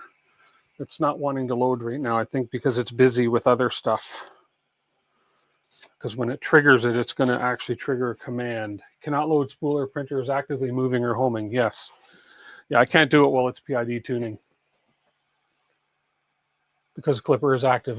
There we go. Exactly. I just found that out the easier hard way, Jimmy. Yeah. Well, we're doing, so the PID tuning looks like it's working right here. So it looks like we are getting no errors now, and we have, look, nice steady temperatures across the board. Okay, and we expect those little bumps for PID tuning for sure. So while we're doing that, let's take a little break and give away some filament. So everybody's had the opportunity. Hey, Neres, how are you doing, Chris? Good to see you, man. Everybody's had the opportunity. If you haven't, I'll give you 30 seconds. There's a link up above here to go enter to win some Polymaker. See right where my Polymaker is, right under my finger.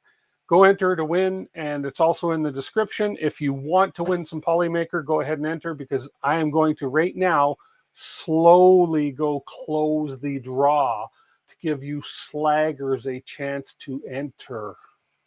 So, been a while since I've seen you on one of my streams, Chris. I'm glad you are here.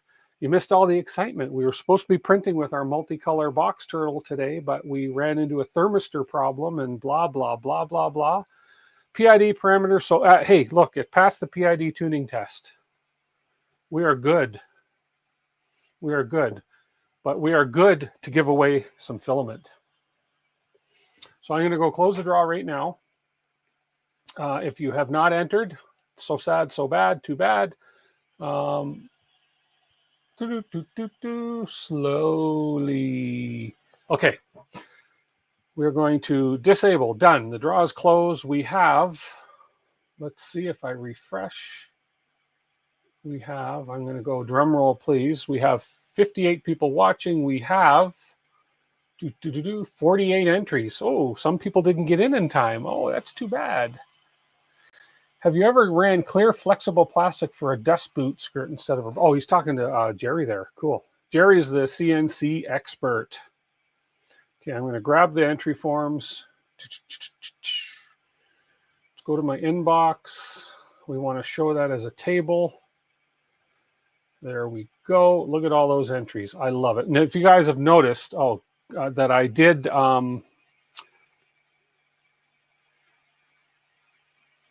I did change the form to make it a little more simple. Okay, we're going to download my Excel spreadsheet. Okay, only have 41 likes. No way, Jerry, you're more of an expert at that than me. If you produce things and you make stuff, you're an expert. Just like I'm an expert at the BoxTurtle. No, I'm not. No, I'm not. Far, far, far, far, far from it. I just learned tonight how to check a thermistor with ohms and such. So let's get the file download. Polymaker giveaway March 30th. That's the proper one. We are opening the spreadsheet. I repeat, we are opening the spreadsheet. We have YouTube names. Look at all those wonderful, wonderful names. We are copying. Control C. I can now minimize that. I can bring chat back up so I can see all your smiling faces. Like, anybody screen capture that? Okay. Da Vinci 10, hands, yellow heart, red. Hello. I don't know if I would want to print the BoxTurtle. The pre-made green one is on the site is sick looking. It is. Okay, here we go. We have our wheel of names. I'm going to populate with all the entries. There. Oh, look, Nere's, you got in. Chris, you got in just at the last second there. Okay, guys, I want a number, and I'm going to take the third person to give me a number between 3 and 13. 3 and 13. Third person. Go. 1. Oh, wow, that's fast. 4, 6, 5. Right there. Okay, Roger got it. Number 5. Okay, we're going to give it 5 mix-up spins. 1, 2, 3, 4, 5. And we're going to say good luck to everybody who's entered. May the best. No, that's no. May the luckiest person win. Here we go. The winner of the Polymaker on this wonderful, wonderful Sunday evening is dun, da, da, da, doo, doo, doo, Cliff D. Cliff D. Are you still in chat, Cliff D? Speak now or forever hold your spool of filament. Cliff D. Cliff D. I better stop that singing or he'll just get off the stream. There he is. Cliff D, you are in chat. Congratulations on winning Polymaker Filament. I have your name. I have your number, well, your email address. I will be emailing you tomorrow morning with a link and a code so you can go claim your Polymaker prize. Congratulations. Yes, as he says, congrats, dude. Winner filament dinner. Okay, with that out of the way, actually what I do is, because I can access my spreadsheet from the office, I take a picture of your win, and then in the morning I have my phone with a picture of your win on it, and I email you in the morning with your pertinent information. Okay, our hot end is now cooled down. The fan is shut up. Save configuration. I'm just going to go accept because I didn't save the PID tuning configuration. I just did save the PID tuning configuration. So here we go. Now we can load the BoxTurtle rolls again. Now that I've got that issue taken care of, but I think what I'll do is to make life a little easier on myself. I'll load number 1 first, right? I did 4, 3, 2, 1. So you notice I got the numbers right. I'm going to do 1, 2, 3, 4. That way I'm not reaching over spools of filament. Let's load lane number 1. Here we go.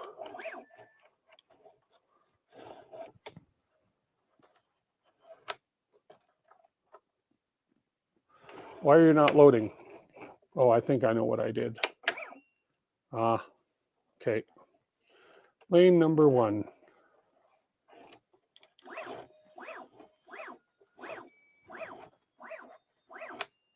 There we go. Green light, lane number 2. With some Polymaker Panchroma.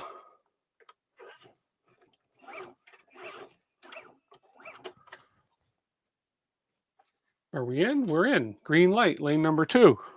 Lane number 3. Whew. With some panchroma purple.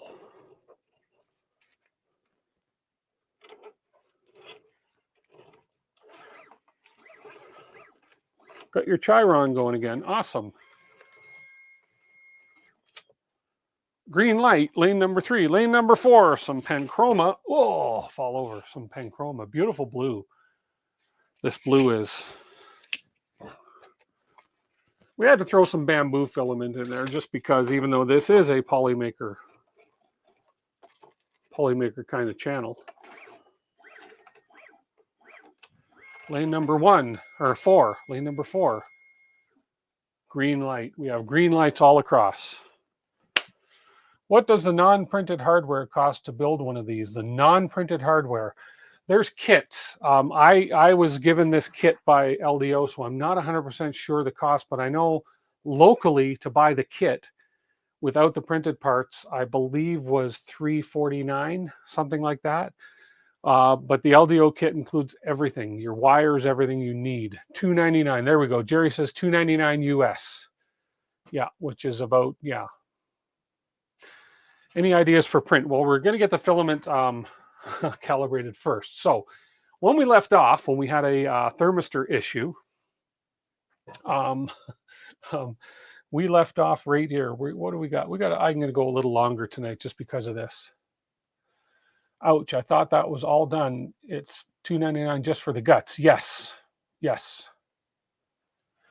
Questionable choices, starting to think I'm not showing up sometimes. Why? I can see your posts, Andrew. Oh, okay, so here's where we left off. Whew. Okay, so we film loaded to the tool head. Okay, so here's where we're going to heat up the hot end. Okay, we left off this. This is where we had the issues. So we're going to heat up the hot end now. Hopefully we have no issues. Hopefully that's all been solved. Let's go ahead and watch this as we heat up. Heating up nice and fast, which is perfect for the Revo. We know that it heats up fast. We just need to make sure that we don't get any inconsistencies. We want to see a nice, smooth line across there. And we want to see this heat up and settle in at 220.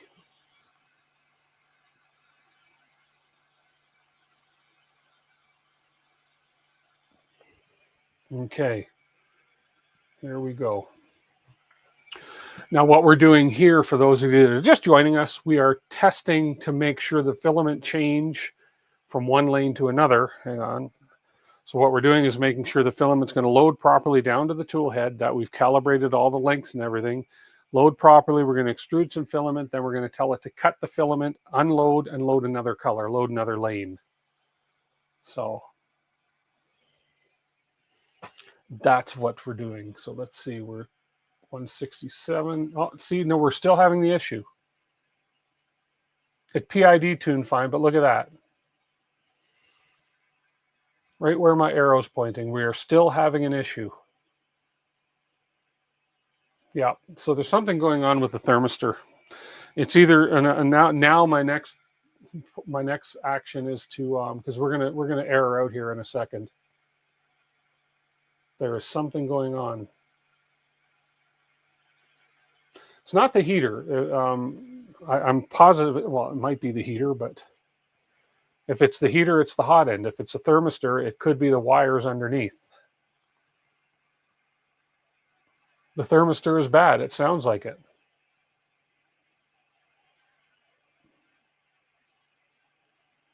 Dang. Yeah, we're definitely not, we're not going to get to 200. And if it's the heater, it's the hot end. So let's just see, just for fun, I want to see if it goes to, I want to see if it'll settle in at 185.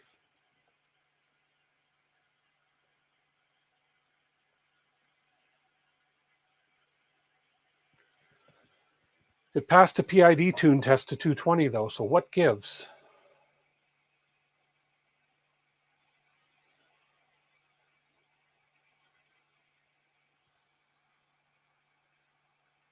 You had a Revo go bad, it did the same thing, yeah. So it settles in at 185. 200. It doesn't seem to want to go above. There we go. Doesn't want to go above that 183 mark. Doesn't want to go above there. So I think the hot end's bad.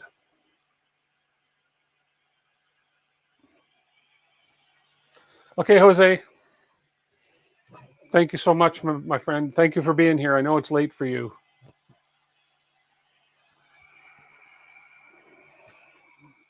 I'm getting, no, okay, I got to shut this down. I'm getting smoke out of my hot end here. Right. See the smoke? You guys see the smoke coming out of there? I have a feeling that my hot end is shot. That's giving me some thermal runaway there. Yep, that is definitely, you can see it's boiling the filament on the tip of the hot end. I can smell it. Smoke means thermistor, yep. And when you have a Revo hot end and you have a bad thermistor, you have a bad hot end.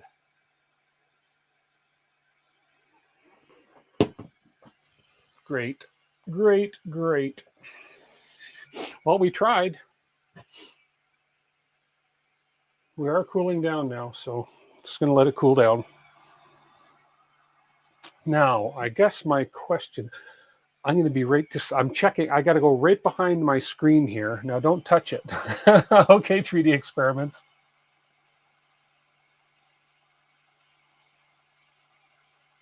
Yeah, but Chris, it's the Revo hot end. Well, it's the Revo, and I don't think on the Revo, I'm not sure. Somebody can correct me if I'm wrong. I don't think, can I just exchange the thermistor on the Revo? Or because it's all built in as one unit, do I have to get a whole new Revo? Do I have a spare? I was just going to go look. I'm going to go have a quick peek right back here. You guys can watch me go back there. Right back behind my screen, right there, I have a Trident. I might have a Revo in the Trident. Heater and thermistor are one. That's what I thought, Dan. No, the black portion needs replaced. Do you have a strand of thermistor wire you can, touching the other? You can order the heads. I can order the heads, yeah. So I think what I can do is I think I can order the nozzle part's fine. Just order the head, the head part alone, exactly as Edward said. So I think that's what I got to do. But let me just check. I'm going to run back here. I think I got a Revo in this Trident. I'm not sure. Let me just double check the Trident here and see if this is a Revo. Yes, it is. Oh, is it? Is that a Revo? Is that a Voron Revo? I don't. It is too. I have a Revo in that Trident. I can steal the Revo out of the Trident. Yeah. So that's maybe what I'll do. I have one in the Trident. I'll take that out and see. Heater and thermistor together is okay. Both are usually cheap. How much is the heater core for those? That's what I got to find out. The nozzles are pricey. I know that. So the heater core, or the whole, just the whole, just the heads should be okay. Meantime, let me just go. Man, I can't get a camera right over there. I'd kind of show you guys the because I'm going to go steal the Revo out of this hot end right here, because I'm not using that printer at the moment, of course, because I want to get this one going. So if I go steal the hot end out of here, it'll never know. Does it have some Molexes on the head? I don't know. I have to take it off and see. I have to take it off and see. Let me go. All I need is this. I'm going to go steal a hot end. I am going to go steal a hot end. That printer is trying to run and thinking, damn it, no legs or wheels. Yes. Whew. Oh, that stunk. That might have burned out that hot end anyways. Who knows? But hang on. Let me just, right here. You can kind of see, I think. I can't see chat or anything right now, but I'm gonna take this apart. This is real easy to take apart. Do I have any filament in it? I don't. filament's been unloaded, so let's see if I cannot. I'm not going to say steal, I'm going to say borrow. This printer's been good to me, so I'm going to borrow your hot end. Let's just see. That way, while I take this one apart, that'll give the 2.4 a chance to cool down here. Not lose any screws.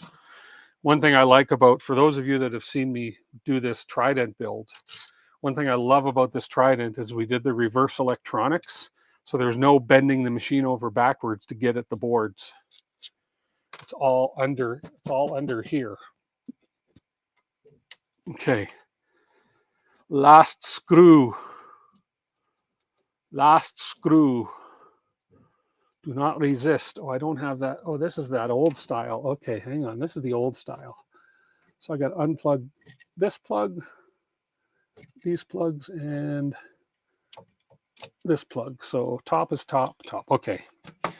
Now, if I pop this out, undo. I got to undo. I got to get another little thing here. Hang on. Here we go. This one.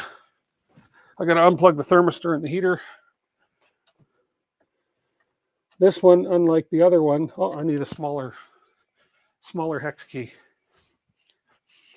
Oh, man, that stinks. Whew. Let's see chat for a second. Hello all, borrow, hello all. Red light is here. Hi. Heater portion is $30 to $40 US. That's not bad. My local guy has them too, so that's going to cost us 60 or 70 bucks Canadian. That's not bad.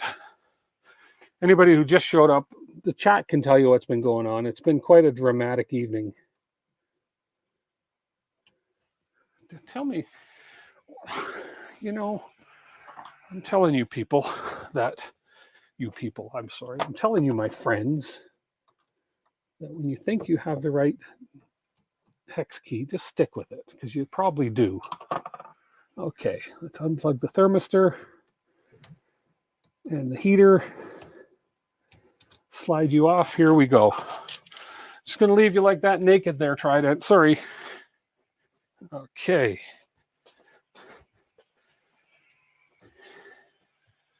Here we go. Stole it off the Trident.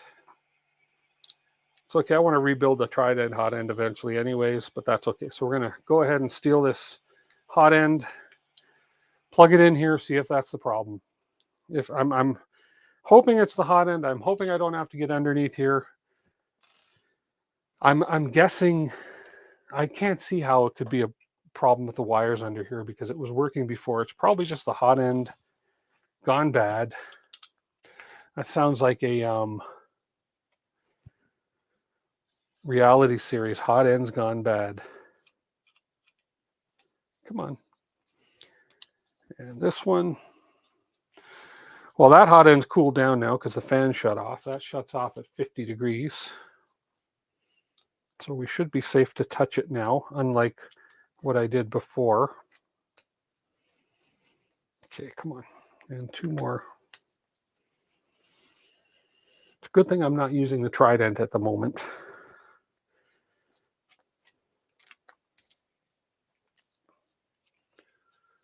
I'm just going to swap the whole hot end. I will troubleshoot things at another time. What am I missing here? Hang on, I got to sneeze. Hang on. Oh, excuse me, I didn't have time to mute.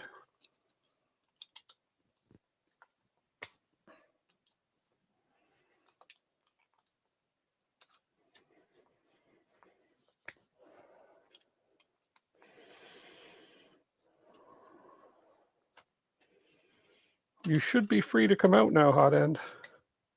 I'm going to try and pull these screws out. Sorry, these bolts out.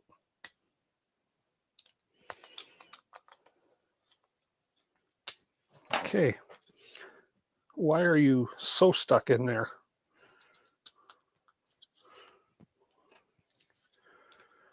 There we go.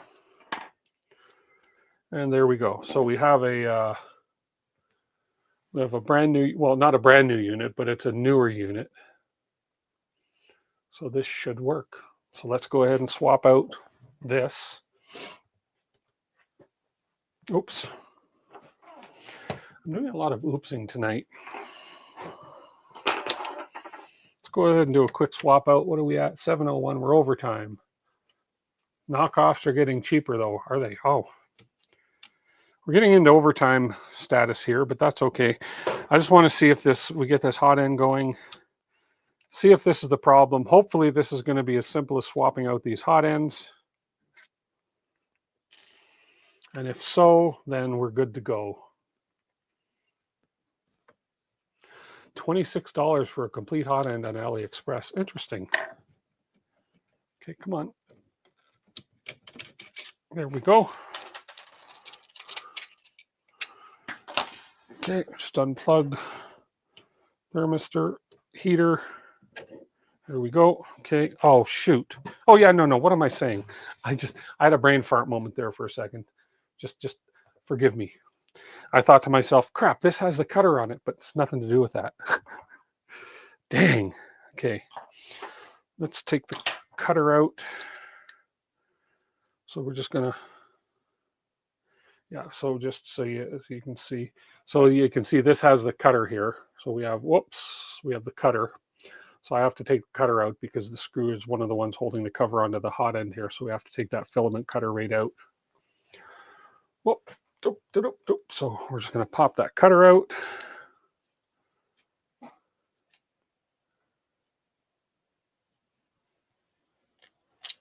Pop that out, and then we got two more here. This should be a quick swap. I don't think I damaged the hot end here. I think I just got it really, really hot. Then I'll have a closer look at the hot end, and we'll have a look at that after we get this out. But let's just determine first and foremost if this is the issue. You did miss the draw, Rebecca. Sorry, we do usually do the draw around an hour and a half into my stream.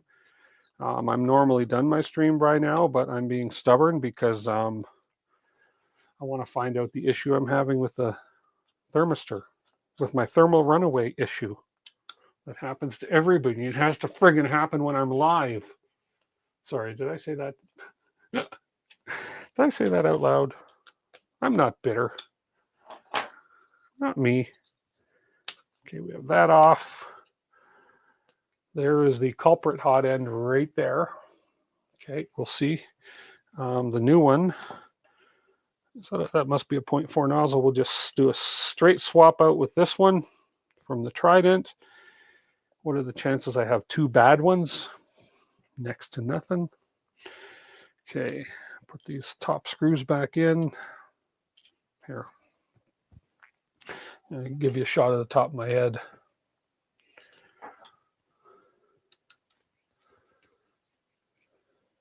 The hobby is an endless game of whack-a-mole. It sure is. Oh, it sure is. You know, I didn't have to build a Voron. I didn't have to build a BoxTurtle. I wanted to. A couple things. It's character building, right? It really is. It's character building. Here we go.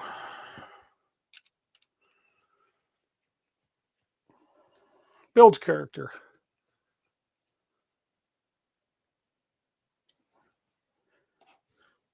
I'm being stubborn, just like when Jerry 3D and I said the thermistor was bad and he did not listen. I know.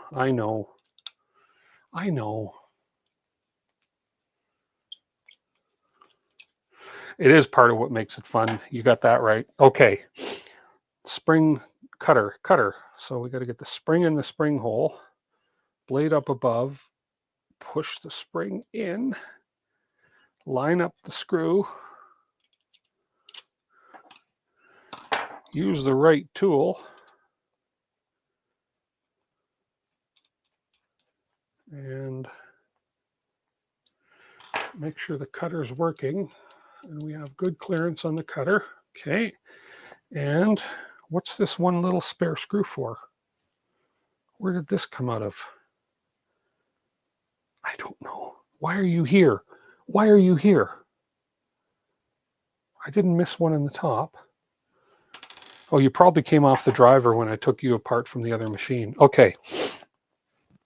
Let's just put, oh yeah, you came out of this. That's where you came out of. Okay. Let's go ahead and cut over to this. We're going to put this back on. Okay. Let's put the wires back in. Thermistor wire. These are always a pain. You hear me heavy breathing? I'm trying not to breathe heavy, but I can't help it because it's like, you know, I should actually, let's try something.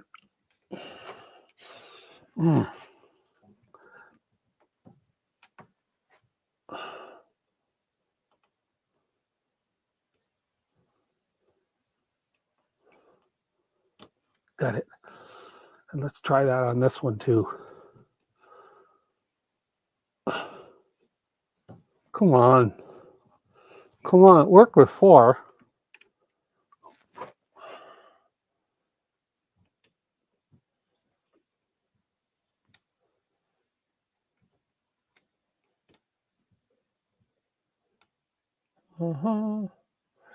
What's going on? Do it 2D Canada. Just FYI, Revo with all white wires.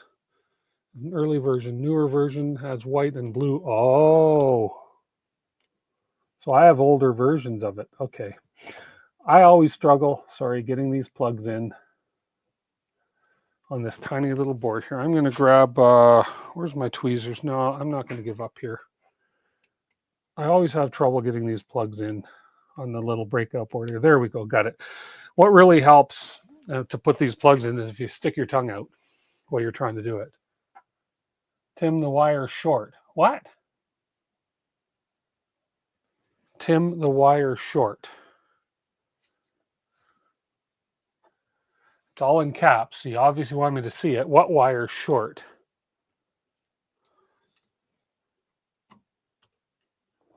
What are we talking about?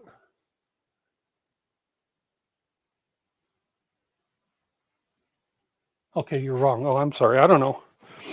Yeah, actually, that's a good idea. Questionable choices.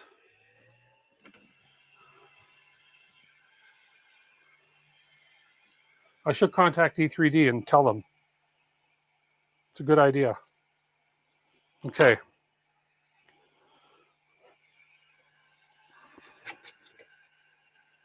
Too short to reach the plug. Oh, no, no, no. Sorry. It's me. It's just not an easy...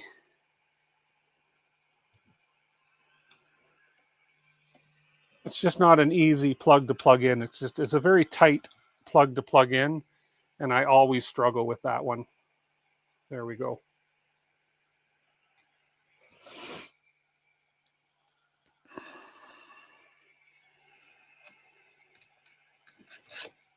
Okay.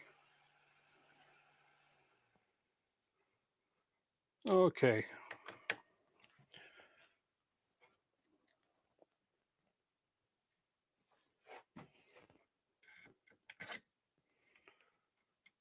He passed away. Yeah, I think Jack's asking if they know what happened. I heard it was a bicycling accident or a cycling accident. I'm not sure.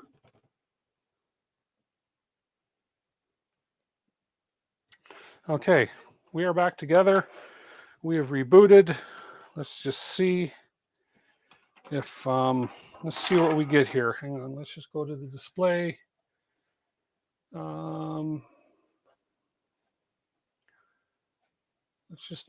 Let's home this. It's been a bit since I've homed it. So let's just home it up here. Make sure everything's going to work. We'll home the printer first. No sides on it, just so you know, in case you're wondering. I took the sides and the doors off. It's just easier to work on the Hotend without sides and doors for now. Okay, now I'm going to pop that Z up 75 millimeters or 100 millimeters or so. Okay. Now let's go ahead and heat the Hotend up again and see what happens. Okay, Hotend fan came on. We're good. There we go. Hotend fan is on. Let's keep an eye on these numbers here and see if we have any issues with this.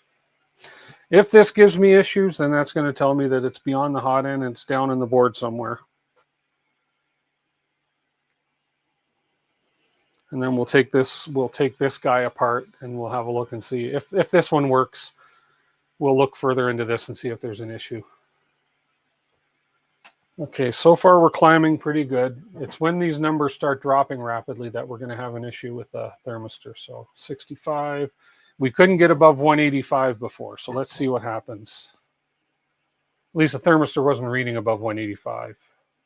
Okay, so far so good.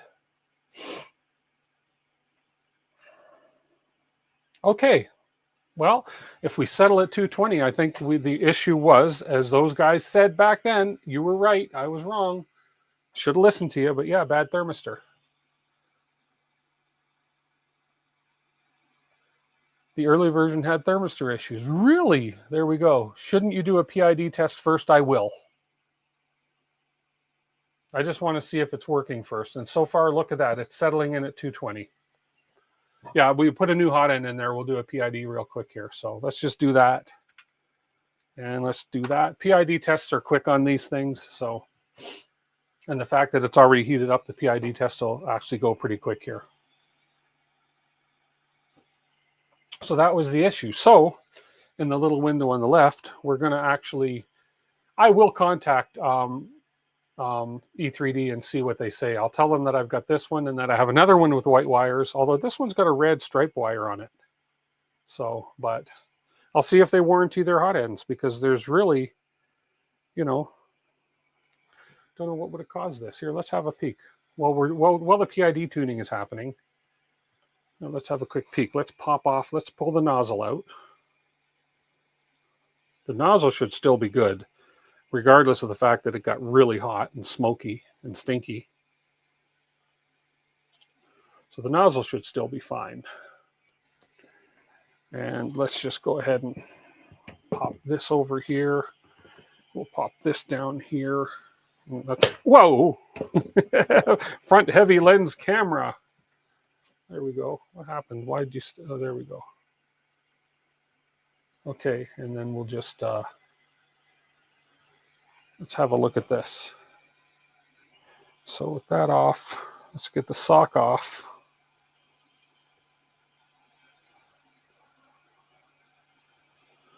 So this is how this thing is kind of put together, right? We have everything all in one. But we should just be able to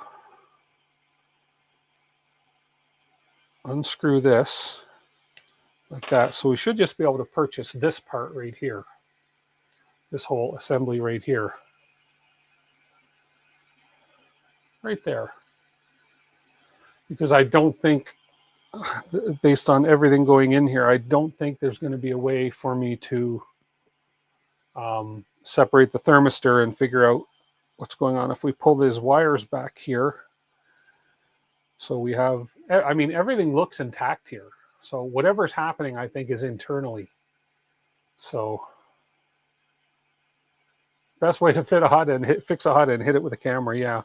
So whatever's going on here, so we have, you can kind of see inside, there's the heater wires right there. Okay, these two that are joining, those are the heater wires. And then just inside, you can kind of just get an eye on the silver wires, which are going to be the thermistor wires.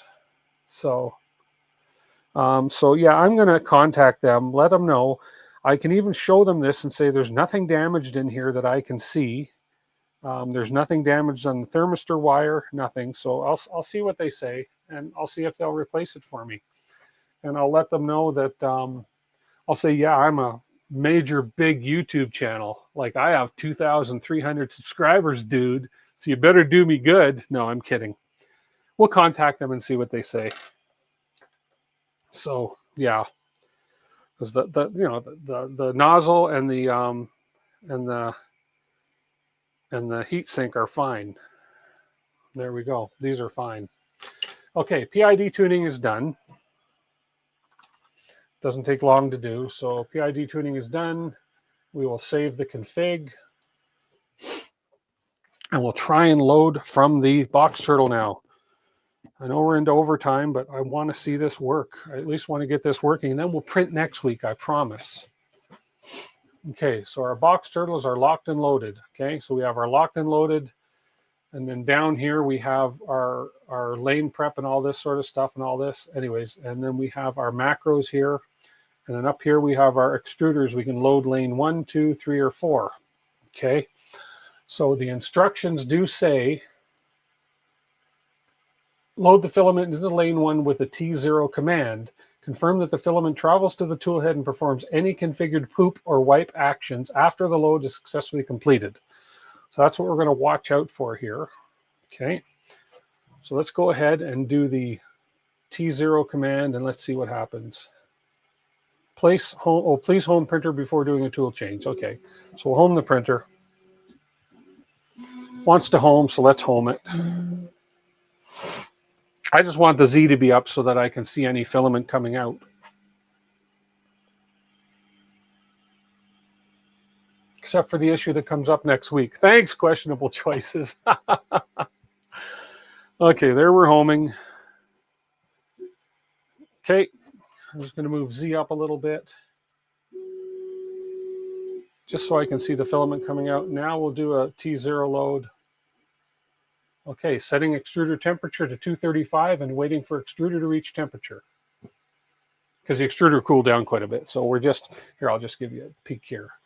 So as you can see, I'm pointing to the monitor like you can see me pointing to the monitor. Give me a break, Tim. But you can see that we're getting up to temperature. We're going to go to 235, and it goes up to 235. I think that's a configurable thing in case you're swapping from PETG to PLA or something. It's like all the AMS units do this. Tim, where did you get the file on the left for pushing the cutter? The file on left for pushing the cutter.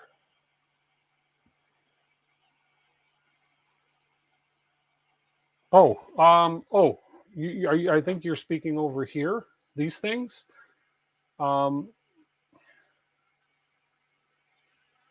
Is this what you mean? These macros over here? The blue part that pushes the cutter lever. Oh, the blue part. Oh, that's in the files. That should be in the BoxTurtle files. Okay, here goes the filament. You can hear it loading. It's taking the filament from number 1. So something is going on. Oh, don't tell me. Oh, okay, hold on. See, I'm just. Do you want to see what I did?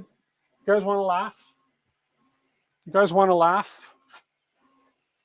It helps if you actually put the friggin' Bowden tube into the hub. Okay. Okay, so let's try that again. Fortunately, it's just been one of these streams, guys. One of these streams. Fortunately, there is a macro down here to move the lane. So I'm going to move lane 1. We're going to back that up probably minus 300, 200, so I can get that filament back in here. Oh, I'm going to need to back up way more than that. Probably more like 800. Well, minus 800. I don't want any more coming out. Minus 800. Here, minus 800. Here, let's get a look at this. Oh, now I'm restarting. Why is Clipper shutting down? Turtle 1 shut down. Timer too close. This often indicates the host computer is overloaded. I'm overloaded. Frig.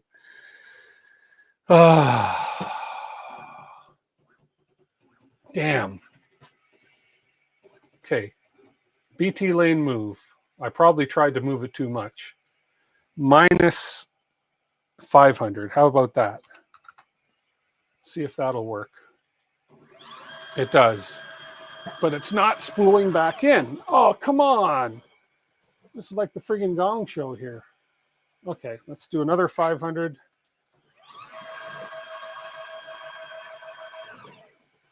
My wheels are not turning when I do the rewind thing.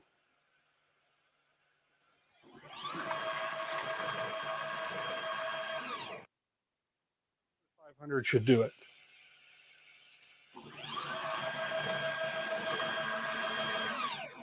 There we go. Now, whoa, let's knock the camera over. This is not my night. Let's put the PTFE tube where it's supposed to go. Damn.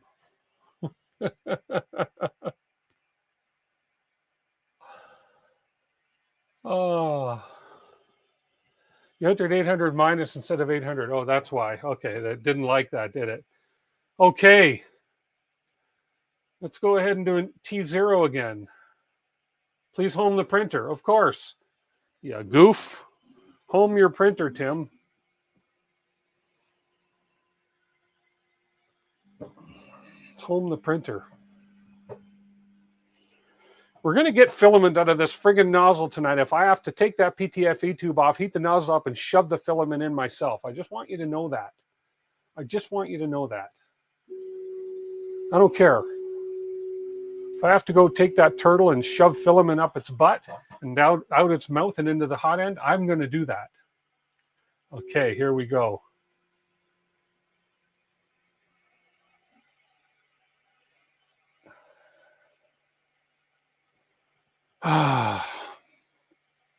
It's all right. I just have to reload the lane because I backed all the filament out and I need to reload the filament in the lane. That's okay. Let's take the filament out. Oh, there we go. There we go. Let's reload you.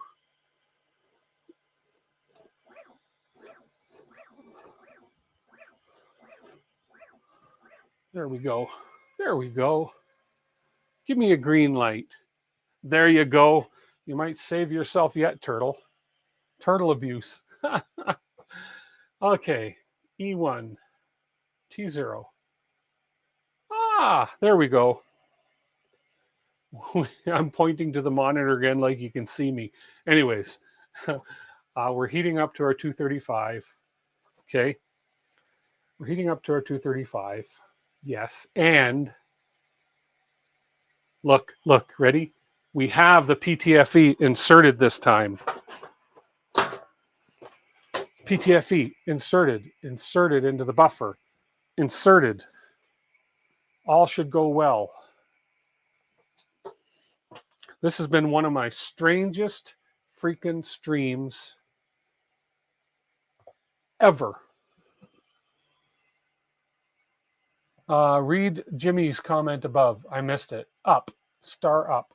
You may need to upload your rewind multiplier in your AFC Turtle 1 config so the spoolers rewind faster. Ah, okay. I am going to write that down so I remember. Actually, no. Yeah. Oh, here we go. Here we go. Show me filament coming down to the hot end. We have filament coming to the hot end. We have filament in the hot end. Yay. Meanwhile, I'm going to write Jimmy's suggestion down. AFC Turtle config, upload your rewind multiplier.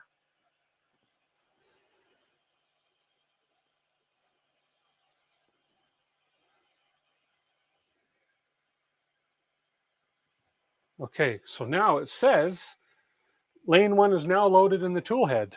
Yes, you are loaded. Okay, now, okay. I'm getting a little excited here. See, lane 1 is now loaded in the tool head. T80.379, whatever that means, I don't care. Confirm that the filament moves to the tool head. After the load is successfully completed, test that you're able to manually extrude filament using the console. Okay, so let's go ahead and manually extrude some filament. Let's go ahead and we'll extrude. We're on T0. We'll extrude 50 millimeters. Ready? So we'll go 50 and extrude. Let's see. Look. We have flaming hot filament coming out. It's not burning my hand, trust me, but we have filament coming out. That's a good sign. Okay. I'm just going to extrude another 50 because I want to see if that was true. And it is red, and it is red in lane 1. Change your rewind multipliers to 1.0. Cool. Okay, we have filament. Okay, rewind multiplier 1.0. I got to write that down. 1.0. Okay, and that was in the Actually, I'll go do that right now. Although it's going to want me to restart. But let's just follow these instructions really quick again. Next instruction said,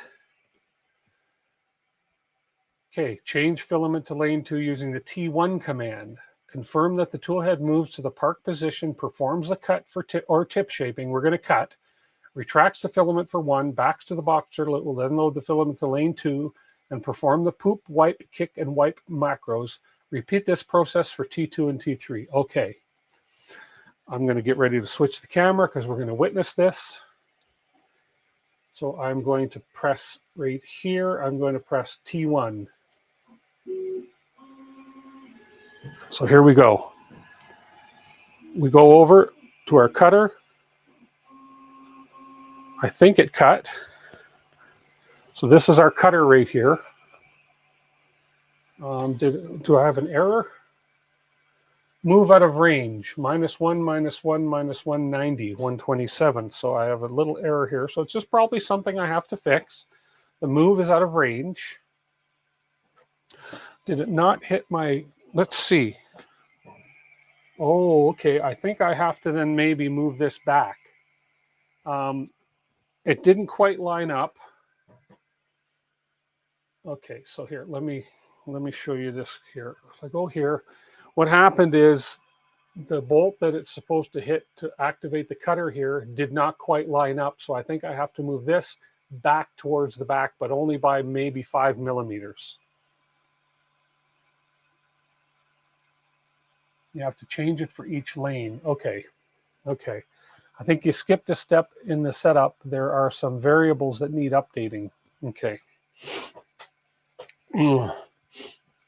We did go ahead and do the XY coordinates for this. But I think what's happening is when, I don't know, said move with controller. Okay, hang on a second here.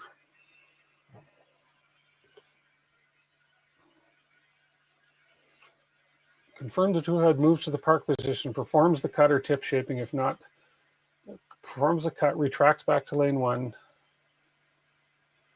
Yeah. Okay, so yeah, we extruded using the controller, using the console, which is fine, but it's this. So there is a, I have to change, I have to go ahead and sounds like you're trying to move out of bounds. Exactly. Yeah, exactly. Those values are down further in the startup guide. Well, we've got to configure the slicer. We're at this point right here, first load filament to tool head. But I think what I need to do is, yeah, I think I'm out of bounds for the clipper, So I think what I need to do is go in here, go into the, go into the AFC, and I believe it is hardware config. And I believe that the numbers, no, maybe it's not hardware config. Give me 1 second. Maybe it's Turtle 1 config. It's where I do the XY coordinates to the cutter thing. Did you update the variables in the uncommon variables section in the guide? Oh, let's just see. Uncommon variables. Is that up above? Oh, hang on. Or did I?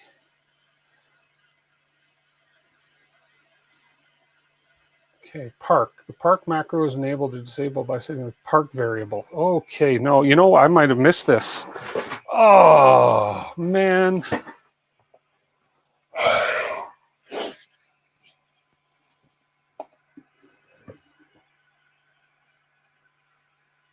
You default these to -1, -1. Okay. So cut. Park macro is enabled or disabled by setting the park variable in the AFC config. This is prompted during the install script, which I'm sure we did. But you can change it at any time, do a firmware restart to enact a change. Let's have a look at that. Let's look at these things one by one. I can go for about another, what time are we at? I can go for half hour at the most. Let's have a look. AFC config. And we were looking for this one, the park variable, park.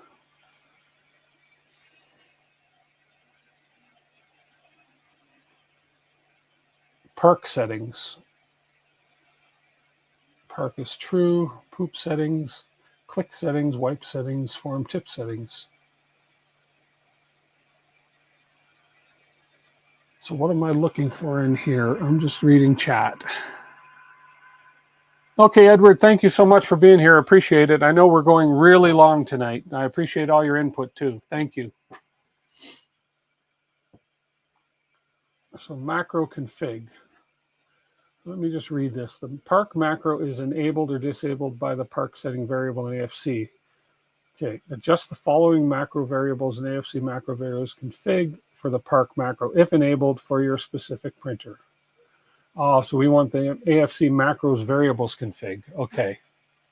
They are enabled here, so it's enabled. Everything is enabled. Tip setting we don't need enabled, I don't think, but I don't know if I have to disable that. So we want the macros config. Variables turtle. Where's the macros? Macro varies config. Okay. Park.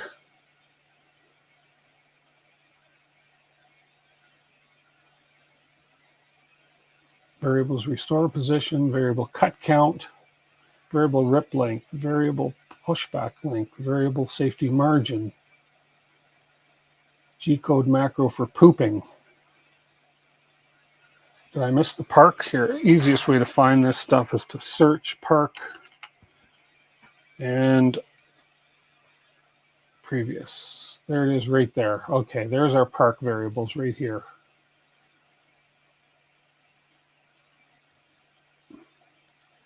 That's at the very bottom of the file. Huh.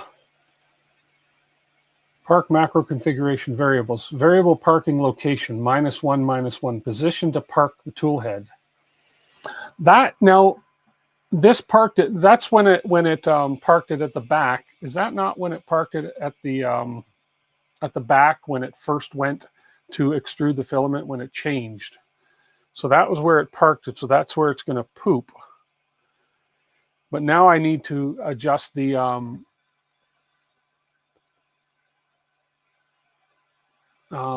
where it's going to cut, if I'm not mistaken. So the -1, let's see what it suggests here. Variable park location XY. This is the XY coordinate your tool head will park at prior to other filament changes, which was at the very back, which was okay.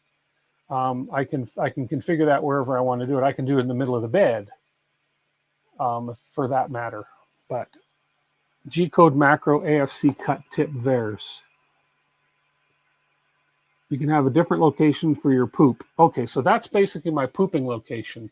And I was fine with where it did, which means it was going to poop at the back of the machine. I don't necessarily want it pooping at the front. I don't want to see that. Adjust the following macros. Okay. XY coordinates filament changes. Okay, so let's leave that where it is. So the cut. The cut macro is enabled or disabled by setting tool cut variable. And okay, so we know it's enabled. We looked at it.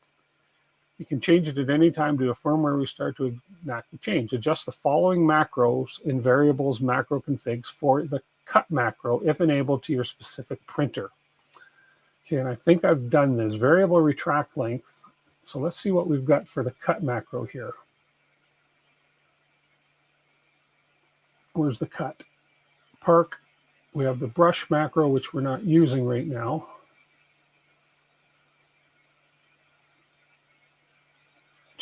Cut. G-code macro cut. Tool head tip cutting macro configuration variables. G-code leave empty. Variable pin location. That's where I change my pin location right there. I have already added those numbers, but obviously I have to change them. You prefer your poop at the back as well, otherwise it's a real mess. Yeah. 0, is home. -1 just brings it that little bit back, so it's not going to poop right on the bed. So I think what I ran into on that error is that I was out of bounds for my clipper movement. So I'm going to have to maybe change where I put that. I think I've got to change where I put this. I think I got to put that back about 4 millimeters, because this is up, this is coming up for some reason, unless I can change my clipper settings to allow this to come up a little further. I'm not sure that I can do that, or where to do that. So there's two things I can do. I can find out why it's only letting me come up this far in Clipper. And if I can change that, it'll come up to cut where I have my coordinates for this properly. But let's have a quick peek in the printer config just to see if that's something that can be maybe altered without me having to move that piece and change those numbers.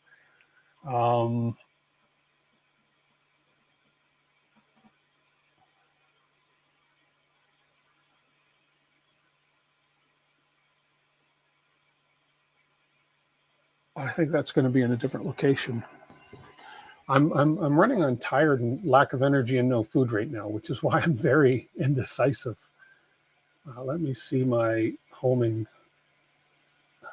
and gantry. Okay, 150, safe home position, gantry. Gantry corners for 300 millimeter build. Okay, minus 20, minus 10, 280, 280. So theoretically, I can change my gantry corners to 290 or 285. That should give me 5 more millimeters of movement. My probe points are fine. My speed is fine, but I think it's right here in my gantry corners. Although it's telling me 280 for a reason.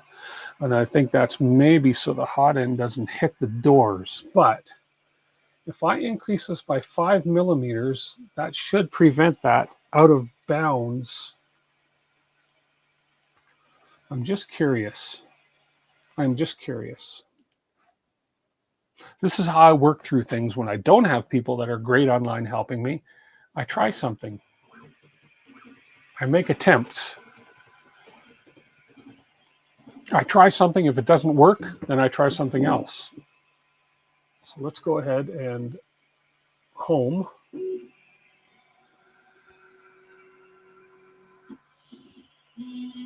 I think 5 millimeters, I can spare 5 more millimeters towards the doors on that, no problem. So let's home this, and then we'll try another filament change. But I got to heat the nozzle at the same time.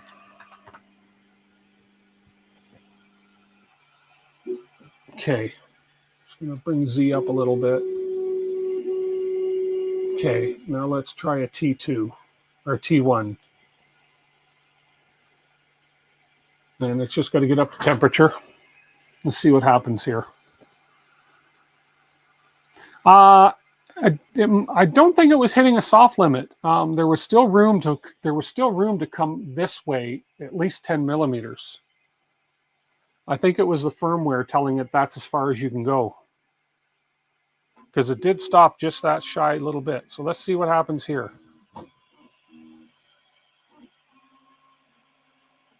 No, what's happening is it seems to be not, it doesn't seem to be pushing it in far enough. Yeah, we're still a little bit out of bounds, it looks like. Move out of range. Okay, so I think I do have to move this just a little bit this way. It pressed the switch, but it wasn't quite aligned. There's a little indent on the switch here. There's a tiny little indent that lines up with this ball, and it wasn't quite aligned. This little bolt is a little too far this way.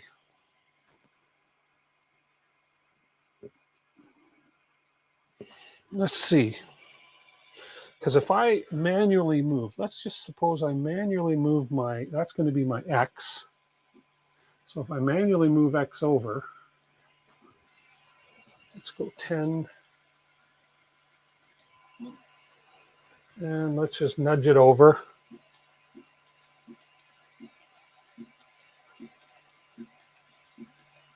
No, it should move out of range. Okay, so there is a limit. So it is out of range. So what I need to do,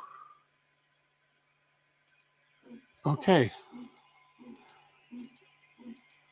So maybe what I need to do is lengthen this. Lengthen that.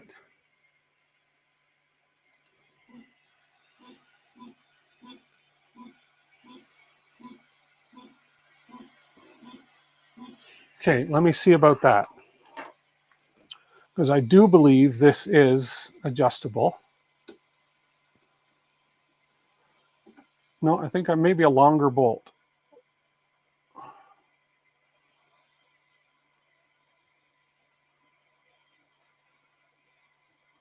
Oh, I see what you're saying. Okay. Well, let's just see if this fixes the issue there. Then we can maybe see what's going on with the limits. So that, okay.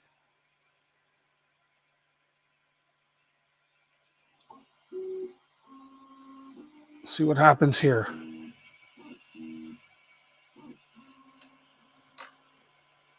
Yeah, it hit out of range again.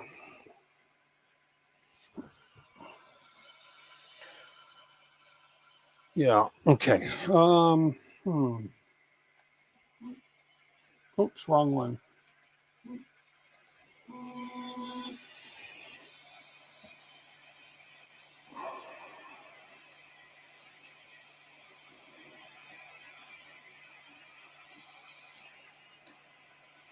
Okay, let's just see what size is this. Just going to grab a bolt here.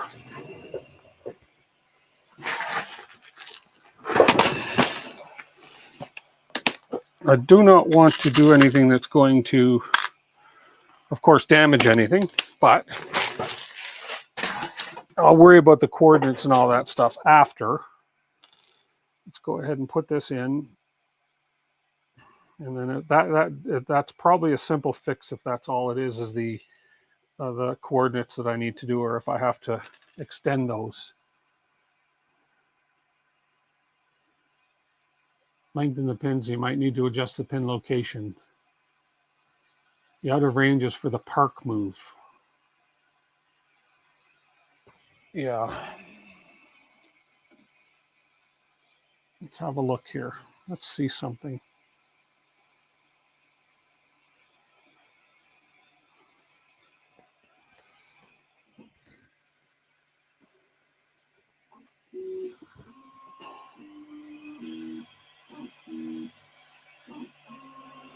Yeah, so it's definitely, it cut the filament. It went in far enough, plenty far enough to cut the filament, but we're still getting it out of range move. My brain is mush right now. Okay.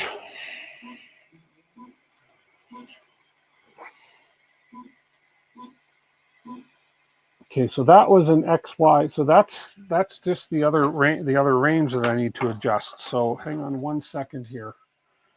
I need to adjust the other range, and I'm probably way out to lunch here because I'm just now getting tired and hungry. I could eat a politician. Terrible. Okay, that's for you, Chris. If we go down here, gantry corners. So here we go. So so that's X and this is Y. Minus 20, minus 10, 285, and this is Y, this is X. So minus 20, if I increase the gantry corners to minus 30, XY, so X and Y, I want to increase X. So it'll go over that little bit further. So it does not have a error being exceeding the limit. It's how I learn, trial and error. It's just the way I rock. Only increase them if it physically can go that far. It can. It can.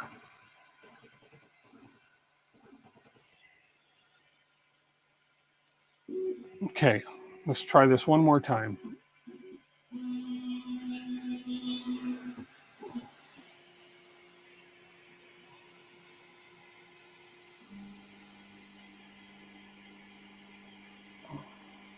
Out of range is for the park move, but it moved. It parked fine before.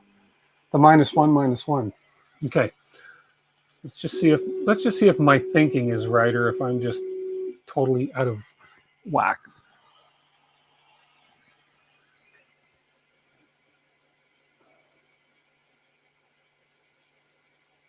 Okay, we're just heating the extruder up a bit. It's going to go to those coordinates.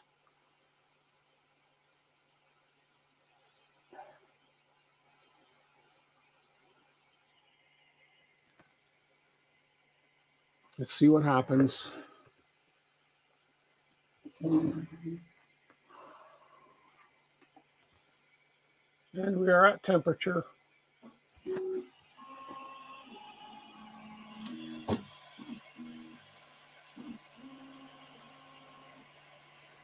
That still did an out of range move. Okay, I'm going to, let's just home this, get it out of the way. Let's cool the extruder off. There we go. Oh.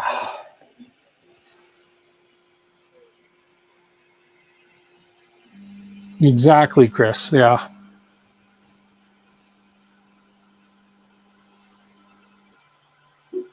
Yeah. I'm just going to park.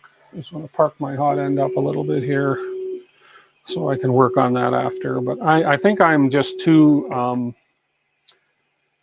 I honestly think with everything that's been going on, and my brain is mush right now, and I'm just not fully grasping what I need to do here exactly. So, how far can the head actually move versus how far I want it to move?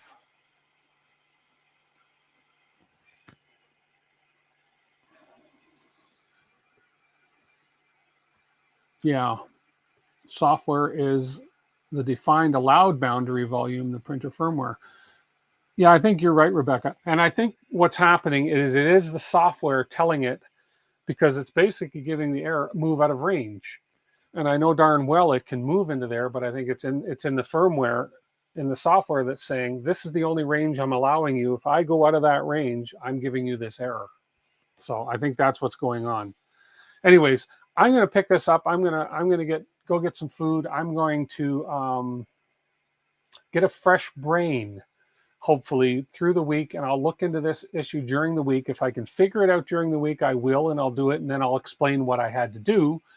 But I'm not doing a first print or anything on this. We still got to configure slicer software. We still got a few things to configure yet. Unfortunately, we ran into a bad thermistor issue with the hot end tonight, and that slowed us down a fair bit. So software end stops. Exactly, Jack. That's exactly what it is. I just have to have a clear brain to be able to go in there and know which software end stops to configure and how to configure them to get me that little bit of extra range movement I need. So zombies like fresh brains too. Do they, Andrew? Yes. Chris says if software 2 says to go here and software 1 says no, you can't do that, then you have to either increase S1 because actually really we're dealing with the turtle configuration and we're dealing with the clipper configuration. They can't be colliding with each other as well. So I need to really just have a fresh brain to figure that all out. So once you're tired and hungry, time to stop before more mistakes happen. Exactly. So we'll